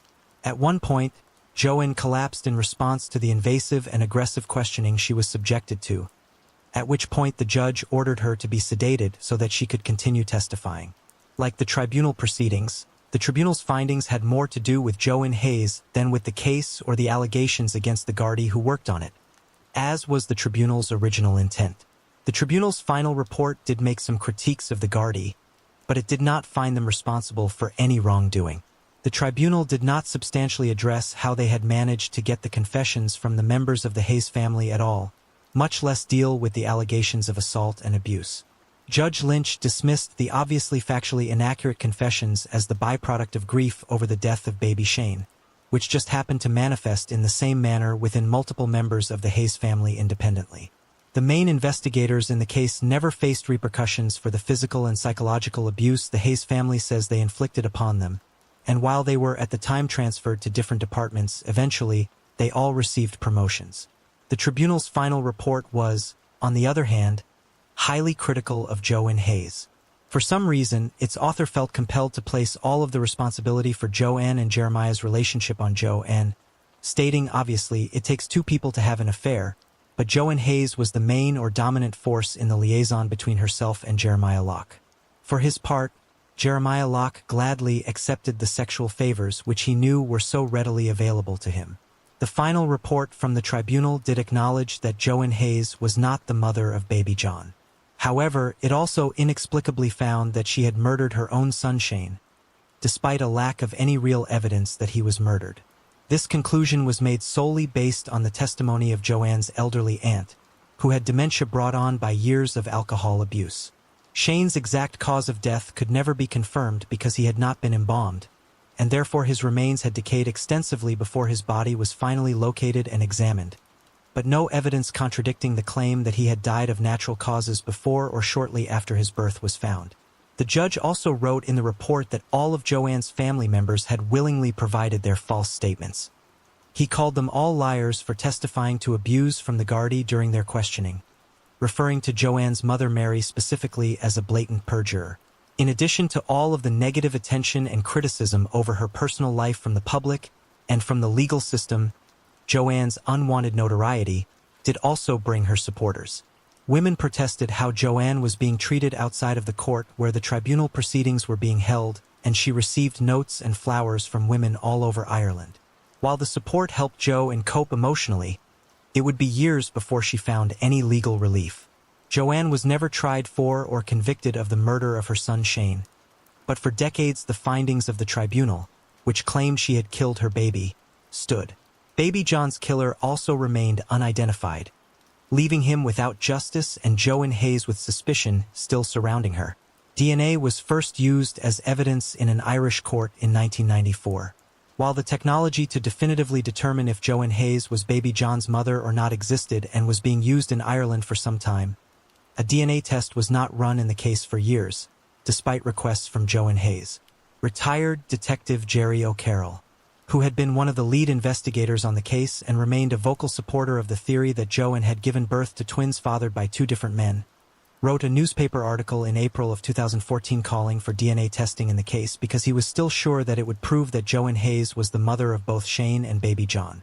Speaking publicly through her family's solicitor, Joanne Hayes then again asked that DNA testing be conducted in the case so as to finally prove that she was not baby John's mother and remove suspicion of her being involved in his murder once and for all. A few years later, this testing was finally conducted and did just that. On January 16, 2018, it was publicly announced that a DNA sample provided by Joanne Hayes had definitively proven that she was not baby John's mother. Joanne received public and private apologies from Taoiseach Leo Varadkar on behalf of the state and acting Garda Commissioner Donald Oculin on behalf of the force. In a public statement, Superintendent Flor Murphy said, "It is a matter of significant regret for An Garda Síochána that it has taken such a long time for it to be confirmed that Ms. Hayes is not the mother of baby John. On behalf of An Garda Síochána, I would like to sincerely apologize to Ms. Hayes for that, as well as the awful stress and pain she has been put through as a result of the original investigation into this matter, which fell well short of the required standards." These public apologies did not impact the official record of the case, however.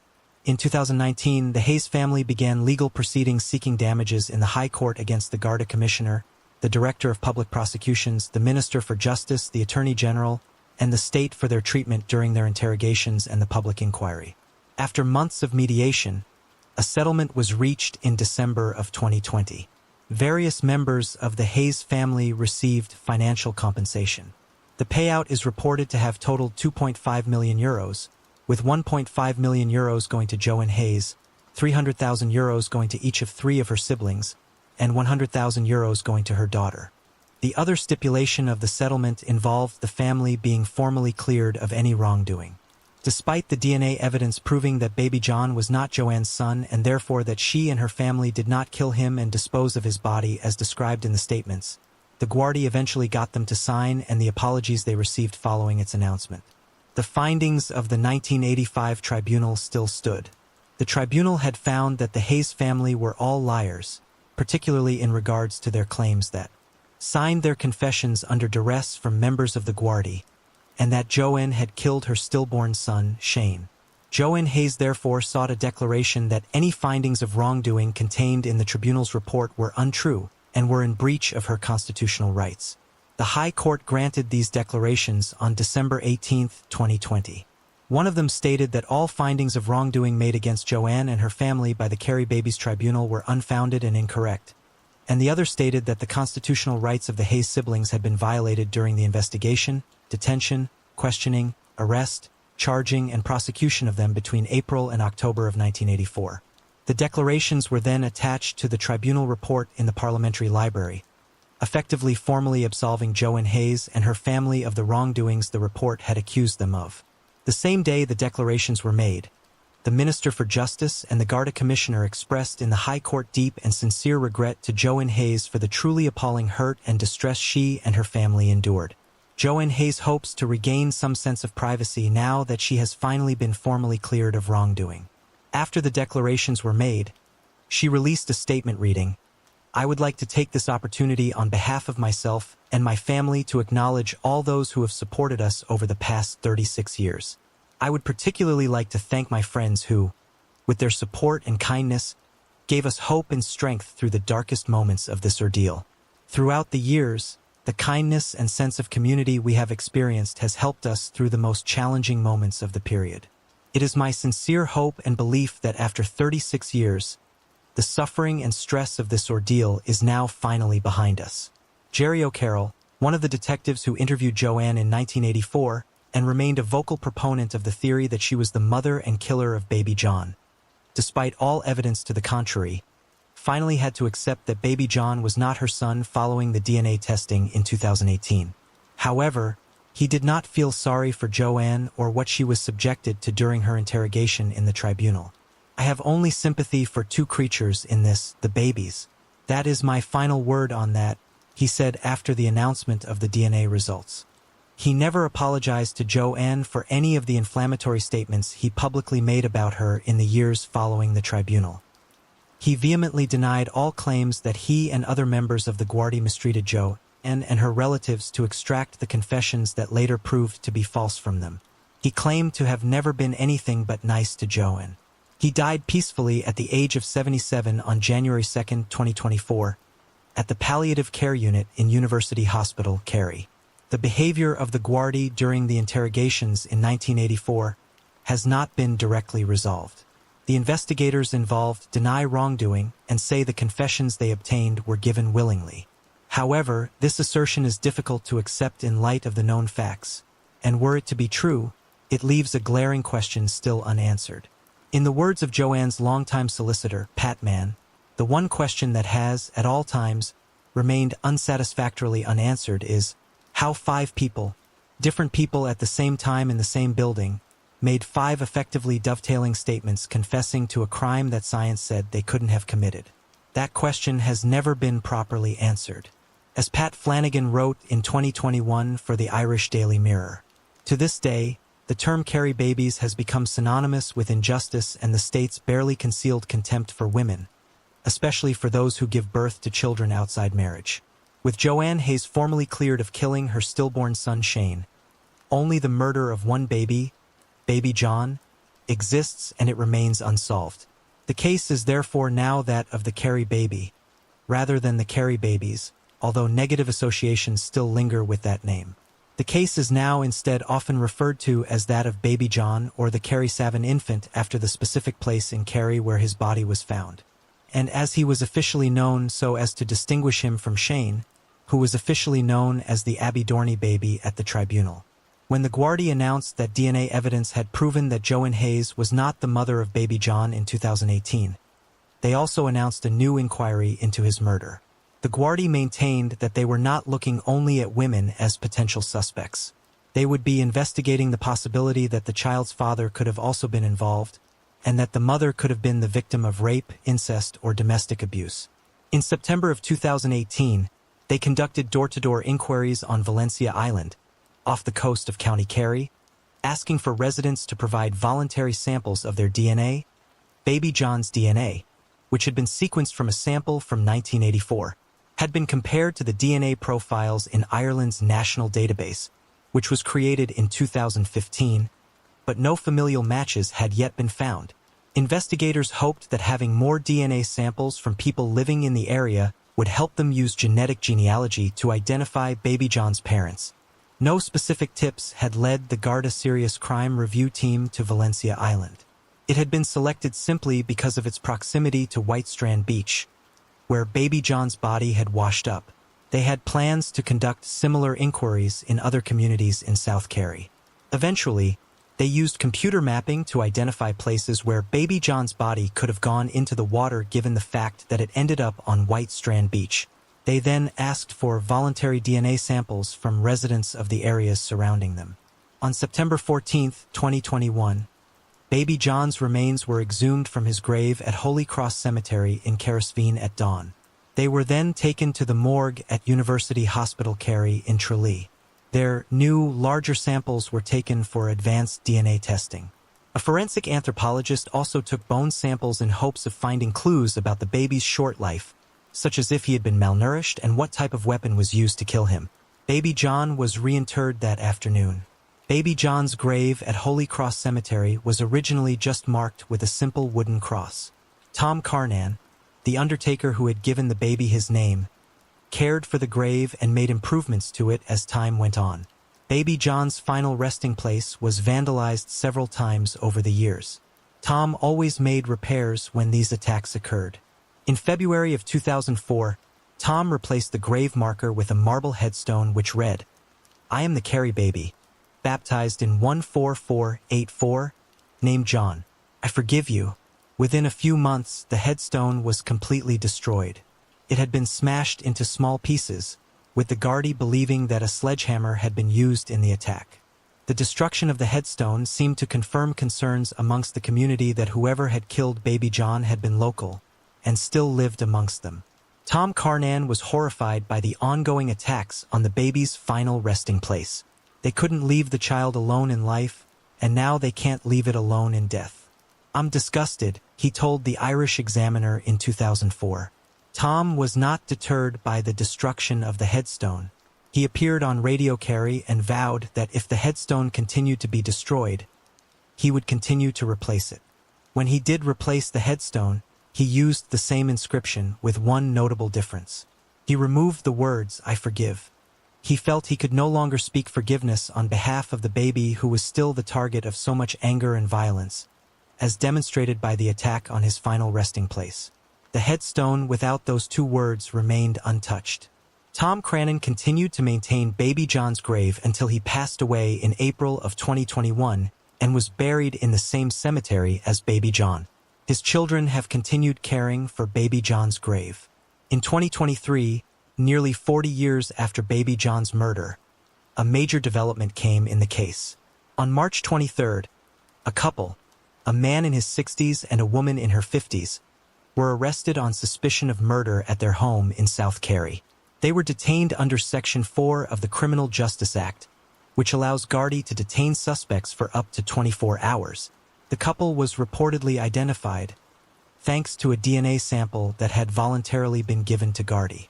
This sample belonged, again reportedly, to an individual who is a sibling of Baby John and had not yet been born in 1984. When this sample matched Baby John's DNA, the Gardaí identified the individual's parents. The couple they then arrested. The man and the woman were taken to separate Garda stations for questioning. The woman was taken to Castle Island, and the man was taken to Lestal. Their home was thoroughly searched while they were in custody. Irish law would allow for samples of their DNA to be taken from them once they were in custody, but according to their solicitor, both of them voluntarily provided DNA samples. They were questioned in the presence of solicitors and released without charge once the 24 hours they could be held had passed. It is important to note that as of November 2024, no charges have been filed against the couple. As such, Their names have not been released, and much of the information about the case against them that can be found in media reports has not been formally confirmed. According to the couple's solicitor, Padraig O'Connell, his clients vehemently deny any involvement in the murder of baby John. Mr. O'Connell has also stated that during their questioning, the couple initially denied being baby John's parents as well. However, Garda sources have told various Irish publications that DNA testing has confirmed that they are in fact the biological parents of baby John. The couple reportedly never spoke to the Gardaí during the initial investigation into baby John's murder. The woman is alleged to be the daughter of a member of the Garda who passed away a few years prior to baby John's birth and murder. The possibility that she was able to avoid being investigated or questioned by the Gardaí in 1984 because of this connection is reportedly also being investigated. It has also been reported that there was a third individual, a man who was connected to the couple and had a lot of answers about the case. However, he died approximately 5 years before the couple's arrest. DNA testing has allegedly solved one part of the mystery surrounding baby John's life and death by identifying his parents. However, identifying them does not necessarily identify his killers. From a legal perspective, arguing that just because they are the infant's parents also means they killed him is a huge leap. For all anyone knows, the baby could have been placed in someone else's care after he was born. Identifying baby John's parents has opened up a major avenue of inquiry for the Gardaí, but it remains to be seen if they can find enough evidence to make a case against them, or anyone else in court. So far, the Gardaí have not publicly stated that they have uncovered any new information about those few days in 1984 when baby John was alive, even though they now know a major detail about his birth. They will need to investigate those 3 days when he was alive in order to properly determine the circumstances surrounding his murder. As tempting as it is to simply blame baby John's parents, doing so blindly will not guarantee him the justice he so desperately deserves. What happened to Joan Hayes at the beginning of the investigation highlights why it is so important to find and follow all of the facts in the case so that now the investigation can hopefully reach its correct end. Despite this major breakthrough in the case, little progress seems to have been made since baby John's parents were allegedly identified. According to the couple's solicitor, Padraig O'Connell, his clients have been living in limbo ever since they were released without charge. They have been unable to return to work and have had to take extra security measures at their home. According to Mr. O'Connell, as of April 2024, they have not been contacted by the Garda since their release. In April 2024, more than a year after the arrests were made, a Garda spokesperson said the investigation into baby John's murder remains ongoing and a file will be prepared for the Director of Public Prosecutions in due course. The delay in the preparation of the file has officially been attributed to a number of retirements amongst those working on the case. We will never know if baby John would choose to forgive those responsible for the terrible things done to him, as it once stated on his headstone. But perhaps soon, more than 40 years after his murder, we will finally know who would need to ask him for forgiveness. Jeanette Beaver was born in October of 1919, along with her twin sister Grace. Grace died of diphtheria at a young age, making Jeanette's parents all the more protective of their surviving daughter. Jeanette moved around a lot as a child because of her father's career with the Army. When he retired from the military, the family set up a permanent home outside of Portsmouth, Rhode Island. Jeanette was very independent and adventurous. She loved the outdoors and excelled at both artistic and athletic endeavors. By 1961, Jeanette was Jeanette Sullivan. She had a brief marriage during World War II and then married her first husband's good friend, Dennis Sullivan, in 1945. However, shortly after the birth of their second child, she had divorced Dennis after enduring years of abuse. In 1961, she was a single mother supporting her 2 daughters, 15-year-old Denise and 4-year-old Jean, on her own in Connecticut. The family did not have a lot of money, but Jeanette was very resourceful. She was a skilled seamstress, a talent which provided her with an income and her girls with most of their clothes. In the summer of 1961, Jeanette took Denise with her on a road trip out west. Jean was left behind in Connecticut with her grandparents because she had a tendency to get car sick. Denise had been very excited when the trip was first being discussed and was told she could come along if she finished the school year with good grades, which she successfully did. Along with Jeanette and Denise on this trip was a man named Charles Boothroyd. Charles was a widower who had faced many tragedies in his life, even before he lost his wife, Dorothy, in 1959. Dorothy and Charles were the parents of 5 children. In 1934, Dorothy had given birth to a set of twins, the couple's 3rd and 4th sons. The 2 boys, August and Axel, were both born with serious medical problems. August died just 2 days after his birth, and Axel only lived for a week. The couple's 5th child, and only daughter Lillian, was born 2 years later. Their oldest son Charles had served in the Navy in post-World War II Europe. Their second-born son, Albert, tried to follow in his older brother's footsteps, but was rejected from the Navy because of his terrible eyesight. He then tried to join the Army instead. Despite finding that he had 2,400 eyesight and was colorblind, the Army accepted him. Within a year of his enlistment, the Korean War began, and Albert was sent to Korea. He was one of 2,000 American soldiers captured by North Korean and Chinese forces on November 30, 1950. Albert was declared missing in action, and propaganda reports coming out of China would later list him as a prisoner of war. The Boothroyd family spent years waiting for news of Albert while hearing reports of the terrible conditions in North Korean POW camps. In August of 1953, the Army notified them that Albert was dead. They would not learn the details of his death until February of 1954.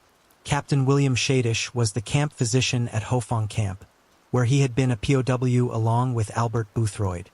He reported that he had witnessed Albert die of starvation, exposure, and dysentery on January 31, 1951. Albert's remains were never recovered.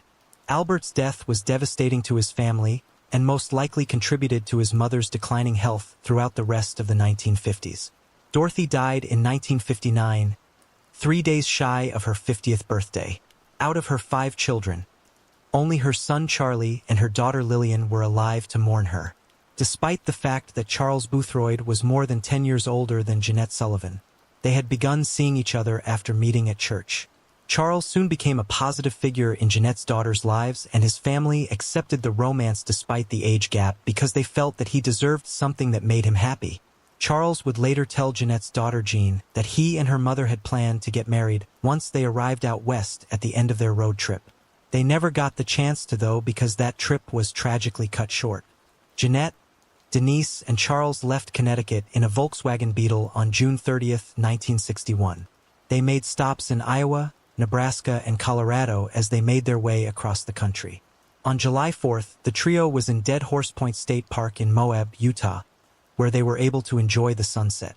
While they were there, they met a man who was friendly towards them and told them facts about local history. After 2 hours, the man left. When Jeanette, Denise, and Charles were later driving away from the park, they saw the man again, now on the side of the road with the hood of his car up. They pulled over to see if they could help him. Charles got out of the car and walked up to the man, who said he thought he was having generator trouble. Charles went back to his car to get a flashlight, and when he returned, the man pulled a rifle out of his car and pointed it at Charles. When Charles asked him if this was a robbery, the man replied that he guessed it was and asked for their money. Jeanette Sullivan was furious that the man who they had been so friendly with and they had stopped to help had pulled a gun. She got out of the car as Charles was about to hand over the wallet, which contained all of the money they had left for the remainder of the trip, approximately $250. She took the wallet, threw a few bills at the man, and began walking back to the car. The man screamed at her to stop, to which she coldly replied, "You've got your money now. What else do you want?" The man then shot Jeanette in the back of the head. He then turned the rifle on Charles and shot him in the face, just below his right eye. Charles fell to the ground and instinctively used his arms to cover his head. The man shot him a second time at very close range in almost the exact same spot. The man dragged Jeanette's body to the side of the road and began walking back to Charles. If he had tried to move him, he most likely would have realized that Charles was miraculously still alive and shot him again. Luckily, he was distracted by the Volkswagen as it began to move. Denise had jumped from the back of the car into the driver's seat. She was only 15, but Charles had given her some instruction on how cars worked, and he had left the motor running. So Denise did her best to use the car to escape. Charles regained consciousness just in time to see the man get back in his car and drive after the Volkswagen. He tried to stand, but his injuries were too severe and he fell back to the ground. Just a few minutes later, an oil rig foreman named Leonard Brown was driving down the road when another car raced past him, traveling in the opposite direction. A few hundred yards down the road, he passed a Volkswagen on the side of the road, but assumed that the other car he had just seen would have stopped to help if someone needed assistance. Then, less than a mile after that, he discovered Charles Boothroyd in the road, covered in blood. Leonard luckily had a radio telephone in his car for work, and he was able to radio his company's office to ask them to call for help. Leonard then got Jeanette, who was alive but unconscious, and Charles into his car in hopes of getting the medical help more quickly. On the way, he flagged down a police car on its way to the scene, and the officer gave him an escort as he drove more than 80 miles per hour to the Dr. I.W. Allen Hospital in Moab. Despite his speed, Jeanette was pronounced dead at the hospital. Charles survived despite his extensive injuries. Denise was nowhere to be found. Charles was able to tell police what had happened leading up to Denise's disappearance. He also gave them a description of the man and said that his name sounded like Oregon. Charles was also able to give them a partial plate number for his vehicle, which helped identify which county the car was registered in. The description of the man and the car were quickly spread amongst members of law enforcement, and roadblocks were soon in place in hopes of finding Jeanette's killer and hopefully rescuing Denise. It appeared she had not made it very far trying to drive the Volkswagen before her mother's killer forced it off the road. Police presumed that he had forced Denise into his car, potentially into the trunk. Despite a massive manhunt, aerial searches performed by both the Utah Highway Patrol and local volunteer private pilots, and bulletins being sent out to all law enforcement agencies within 500 miles of the crime scene, the killer, the car, and Denise Sullivan were not seen for days. By noon on July 5th, both Charles and Jeanette's families had been notified about what had happened. Charles's son Charlie contacted Jeanette's parents and assured them he would do everything he could to help find Denise. He and his uncle, Charles's brother Ernest, drove them more than 2,300 miles from Connecticut to Utah, barely stopping on the long journey, unsure if Charles would still be alive when they got to him. Miraculously, he would survive his serious injuries. The first break in the case came in the form of a phone call that had been made 3 days before the crime. The State Employment Office contacted the Sheriff's Office about the call, which it had received on July 1st. It was from a woman asking if they had any record of her husband, who had traveled to Moab the previous week in hopes of finding work and had not contacted her since his departure. She had hoped he had been in contact with them, but he had not. The woman had provided her name, but the person who took the call had not written it down. So when they relayed this conversation to the sheriff's office, all they could remember was that the man's first name was Benny, and the surname sounded like Oregon. This immediately connected the call to the manhunt, as Charles Boothroyd had described his assailant's surname in the same way. However, it was recognized for different reasons by a sheriff's deputy who overheard this report being made. One of his best friends was named Abel Aragon, who sometimes went by Benny. The deputy did not believe that Aragon was the killer they were looking for. He was one of the best people he knew. However, this meant that he was always willing to help people. The deputy feared that his friend was missing because he had stopped to help someone, as Charles, Jeanette, and Denise had done, and had been killed. His car, matching the description of the car law enforcement was searching for, could have been the result of the killer stealing it from him and using it during his next crime. This theory would be proved incorrect on July 7th. Around 10:30 that evening, 2 FBI agents sent from Salt Lake City to help with the investigation were on their way to follow up on a tip when they came across the car half the state was looking for, a 1955 Ford sedan with license plate number CJ6626. They pulled it over at an intersection in Crescent Junction. The driver stopped, but rolled up his window and locked his door. After a brief exchange with one of the agents, in which the agent asked the driver if he were Abel Aragon, and the driver questioned if the agent was really with the FBI, the driver reached for something to his right. The agent could not stop him from picking up a .22 caliber pistol and shooting himself in the head. This all occurred near a gas station in the Crescent Junction town store. One FBI agent called out to two young men who were working at the time and had come out when they had seen the flashing red lights, telling them to call an ambulance. The other agent called in what had happened on the two-way radio in their car. The owner of the store, who had been deputized by the sheriff, ran out with a tire iron to break open the passenger side window of the Ford. He had to reach past the unconscious body of the driver to grab the keys in the ignition. He tossed the keys to one of the FBI agents who used them to open the trunk of the car as quickly as he could, hoping to find Denise Sullivan confined there but alive. There was nothing in the trunk except for Winchester ammunition boxes storing mining and camping gear. There was no sign of Denise. The agents tried to revive the driver so that they could ask him about Denise, but with no luck. He was taken to the hospital, but declared dead shortly after midnight, never regaining consciousness. The man was Abel Aragon. Two major mysteries remained. Where was Denise Sullivan, and what had driven Aragon to become a criminal? Aragon was a married father of 5 who lived in Price, Utah, where he was respected by his neighbors. He was very conscientious, and all of his children were very well behaved. He had no criminal history and, according to both his co-workers and the United States Navy, was a hero. Aragon had started working in Utah's coal mines as a teenager. In 1942, at the age of 16, he wanted to join the Marines to serve his country during World War II. He was too young to enlist, so he lied about his date of birth. He was actually born on July 6, 1926, but he listed his birthday as July 29, 1924 on his enlistment paperwork so that he appeared old enough to serve and was accepted. Aragon received the Navy Cross for his heroic behavior in Guam on July 22, 1944. He repeatedly exposed himself to enemy fire over several hours during a mission, completing it despite being injured and losing 6 of the 8 other men who had been fighting with him.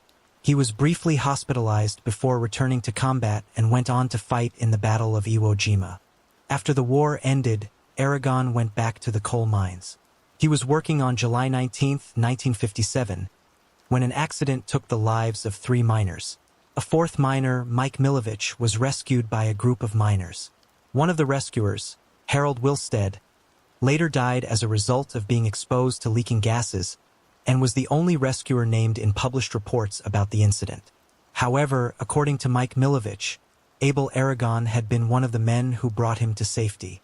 Aragon committing robbery, murder, attempted murder, and kidnapping all at once when he had no history of violence or criminal activity was completely shocking to his family and friends.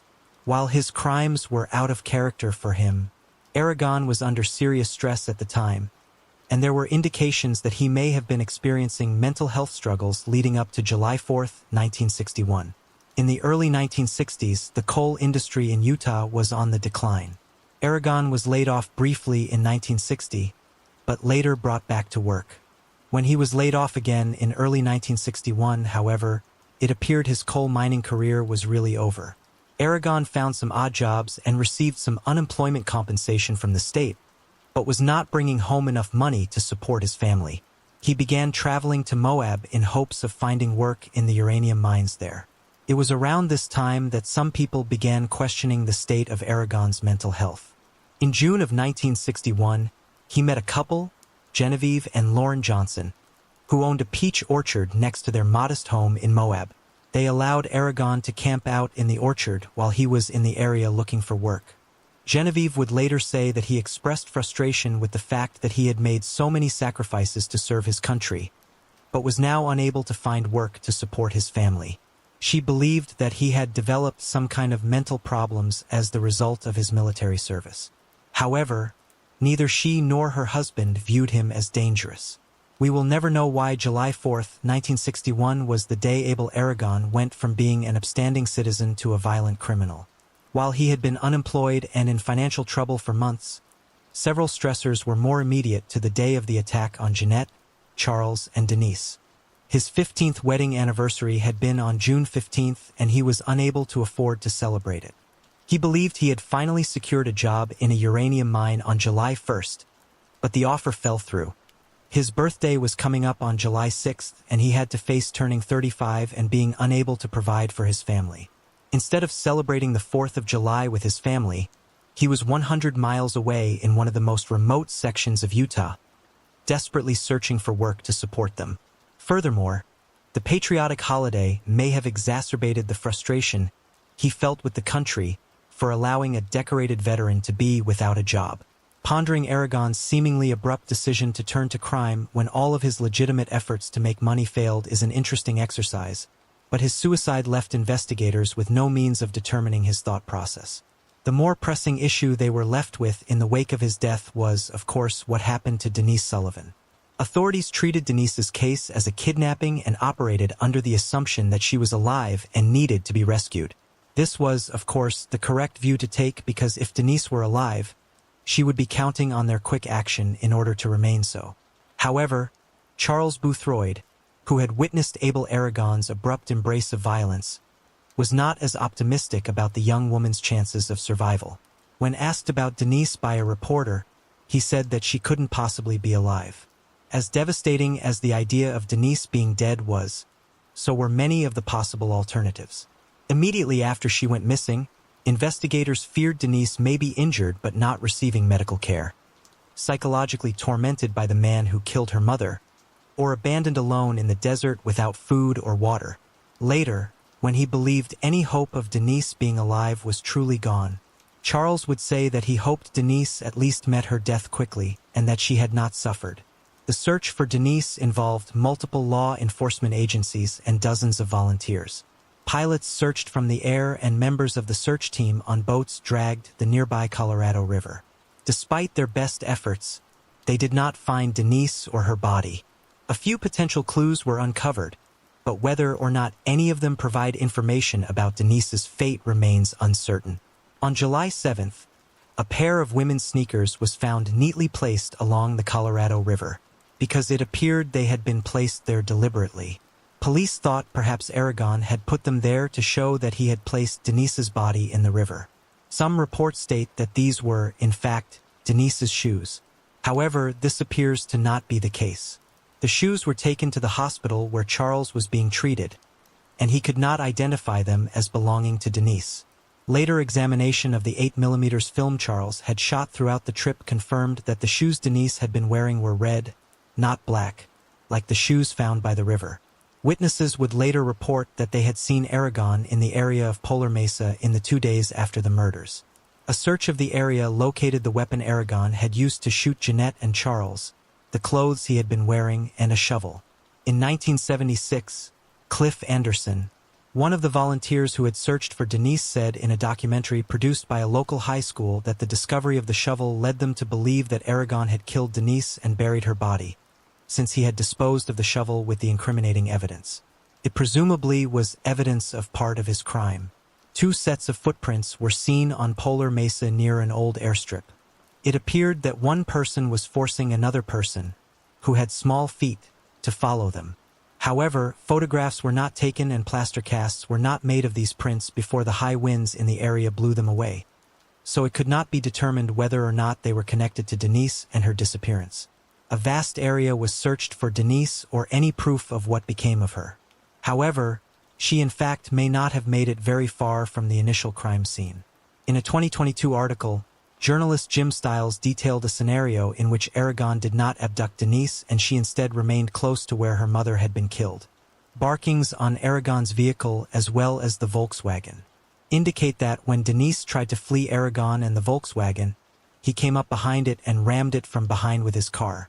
When this did not get Denise to stop, he pulled up and slammed the passenger side of his car into the driver's side of the Volkswagen.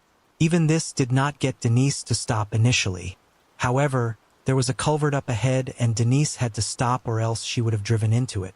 As she could not get out through the driver's side door, she would have had to climb over the gear shift and the passenger seat to exit from the passenger side door. It is important to note that whatever happened to Denise after she exited the car had to have happened very quickly. We know that Leonard Brown arrived at the scene just a few minutes later. We know Aragon would have realized someone was coming because he would have been able to hear the loud car at that distance and potentially see its headlights. Aragon would have realized that he needed to leave quickly. However, we also know that Aragon was not moving very quickly at the time. A witness who saw him just an hour before Jeanette, Charles, and Denise came upon him on the road, reported that he had been limping and seemed to be in pain. He may have been unable to chase Denise, who was young, healthy, and full of adrenaline through the desert, given the limits of time and Aragon's mobility. If Aragon did kidnap Denise, it is most likely that he was only able to because she gave up her efforts to escape as soon as she was run off the road and got into Aragon's vehicle without trying to run away. If Denise had still been trying to run away, she would not have been able to run very far. She would have had to make her way down a sandstone incline which ended in a cliff, which is difficult to perceive even in the light of day. She may not have noticed it at all in the darkness. If she fell off the edge of the canyon here, she would have fallen approximately 100 feet, which could have been fatal. If she had seen it and stopped, Aragorn may have caught up with her. Rather than try to drag her back up to his car and force her into it, he may have shot her where she stood because he knew he did not have a lot of time. Her body could have gone over the edge as she fell. The location where the FBI later located Aragon potentially supports this theory. When they began following his car, he was coming from the area of the crime scene. He may not have known for sure if Denise had been dead or alive when he initially fled the scene and had gone back to it to look for her. While the initial crime scene was searched thoroughly, search efforts had mainly been focused on areas outside of it, operating under the assumption that Denise had been abducted and taken away from the scene. However, reports note that the area around the Volkswagen had been trampled soon after Denise was last seen, possibly due to the number of people who had come to help. However, this may have destroyed evidence indicating if Denise ran from the car and in which direction she had fled. The area where Denise or her body could have fallen was largely inaccessible and covered in juniper bushes and boulders that could have easily concealed Denise's body from view from a distance. Even if law enforcement had been able to search at the bottom of the ravine, the landscape could have very easily kept her body hidden from them.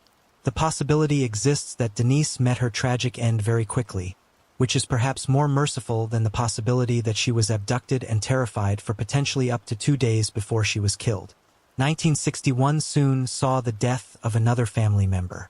William Beaver, Jeanette's father and Denise's grandfather, passed away just 3 months after Jeanette was killed and Denise went missing. His death occurred while the legal proceedings concerning custody of his other granddaughter, 4-year-old Jean, were still underway. William and his wife Grace had filed for custody of her, but so had her absent father as well as her aunt and uncle. Even after William's death, a judge ruled that being adopted by Grace would be what was best for Jean, because of the close relationship they had for all of Jean's life. While they knew Denise was almost certainly dead, Grace and Jean found themselves holding on to fantasies of Denise having amnesia after sustaining a head injury and living a happy life with a family who had taken her in to care for her. Even more than a decade later, as it became harder for Grace to maintain her house as she aged, she did not want to sell it in case Denise came there looking for her. It would be years before Grace and Jean could fully give up hope of Denise returning home. Any hopes Charles Boothroyd may have had of a second marriage and a fresh start in life seemed to have died with Jeanette. He never remarried. However, he remained active in the life of Jeanette's younger daughter Jean. He was always there for Christmas and for her birthdays. Jean was married in 1974, but the marriage soon ended in divorce. Her grandmother Grace, the only biological family member left in her life, passed away in 1979. When Jean remarried in 1981, she was not without family at the ceremony, however. Charles was there to serve as father of the bride and walk her down the aisle. Charles passed away in 1989. Jean has remained in contact with his granddaughters. Jean and her husband Lawrence celebrated their 40th wedding anniversary in 2021, and Jean is now both a mother and a grandmother. Nevertheless, she struggled for decades following the loss of her mother and sister. It took her own daughter, telling her that she deserved happiness for her to truly embrace all the good things in her life, even though Jeanette and Denise were not there to share them with her. Jean does not have any hate in her heart for Abel Aragon, despite what he did to her family. This is in large part due to the influence of her grandmother, Grace. Over the years, Jean would overhear her grandmother talking about that poor woman when discussing the case, referring to Aragon's widow, Eva. As Jean grew older and was better able to understand what had happened, Grace impressed upon her the importance of looking at all sides of the tragedy, not just what had happened to them. She raised Jean to consider what Aragon's family was feeling, even while she herself was suffering. As such, even though she bears the pain of the loss of her mother and sister, she has never borne the burden of hating the man who took them from her. Jean believes that Aragon may have been suffering from post-traumatic stress disorder or some other mental health condition stemming from his time in the military. She said in 2012, Mr. Abel Aragon had never done anything horrible like this in his whole life, and something happened. Charles said when he came out of the car with a gun, his demeanor, his face was different. People don't just do this because they're hateful. They do it because there's something wrong, and we have to have compassion for their families too. Jeanette is buried in Rhode Island near her parents. A marker lies nearby for Denise, although no remains lie beneath it. For now, her body most likely remains hidden somewhere in the Utah desert, waiting to be found and laid to rest, below that marker that waits for her back on the East Coast.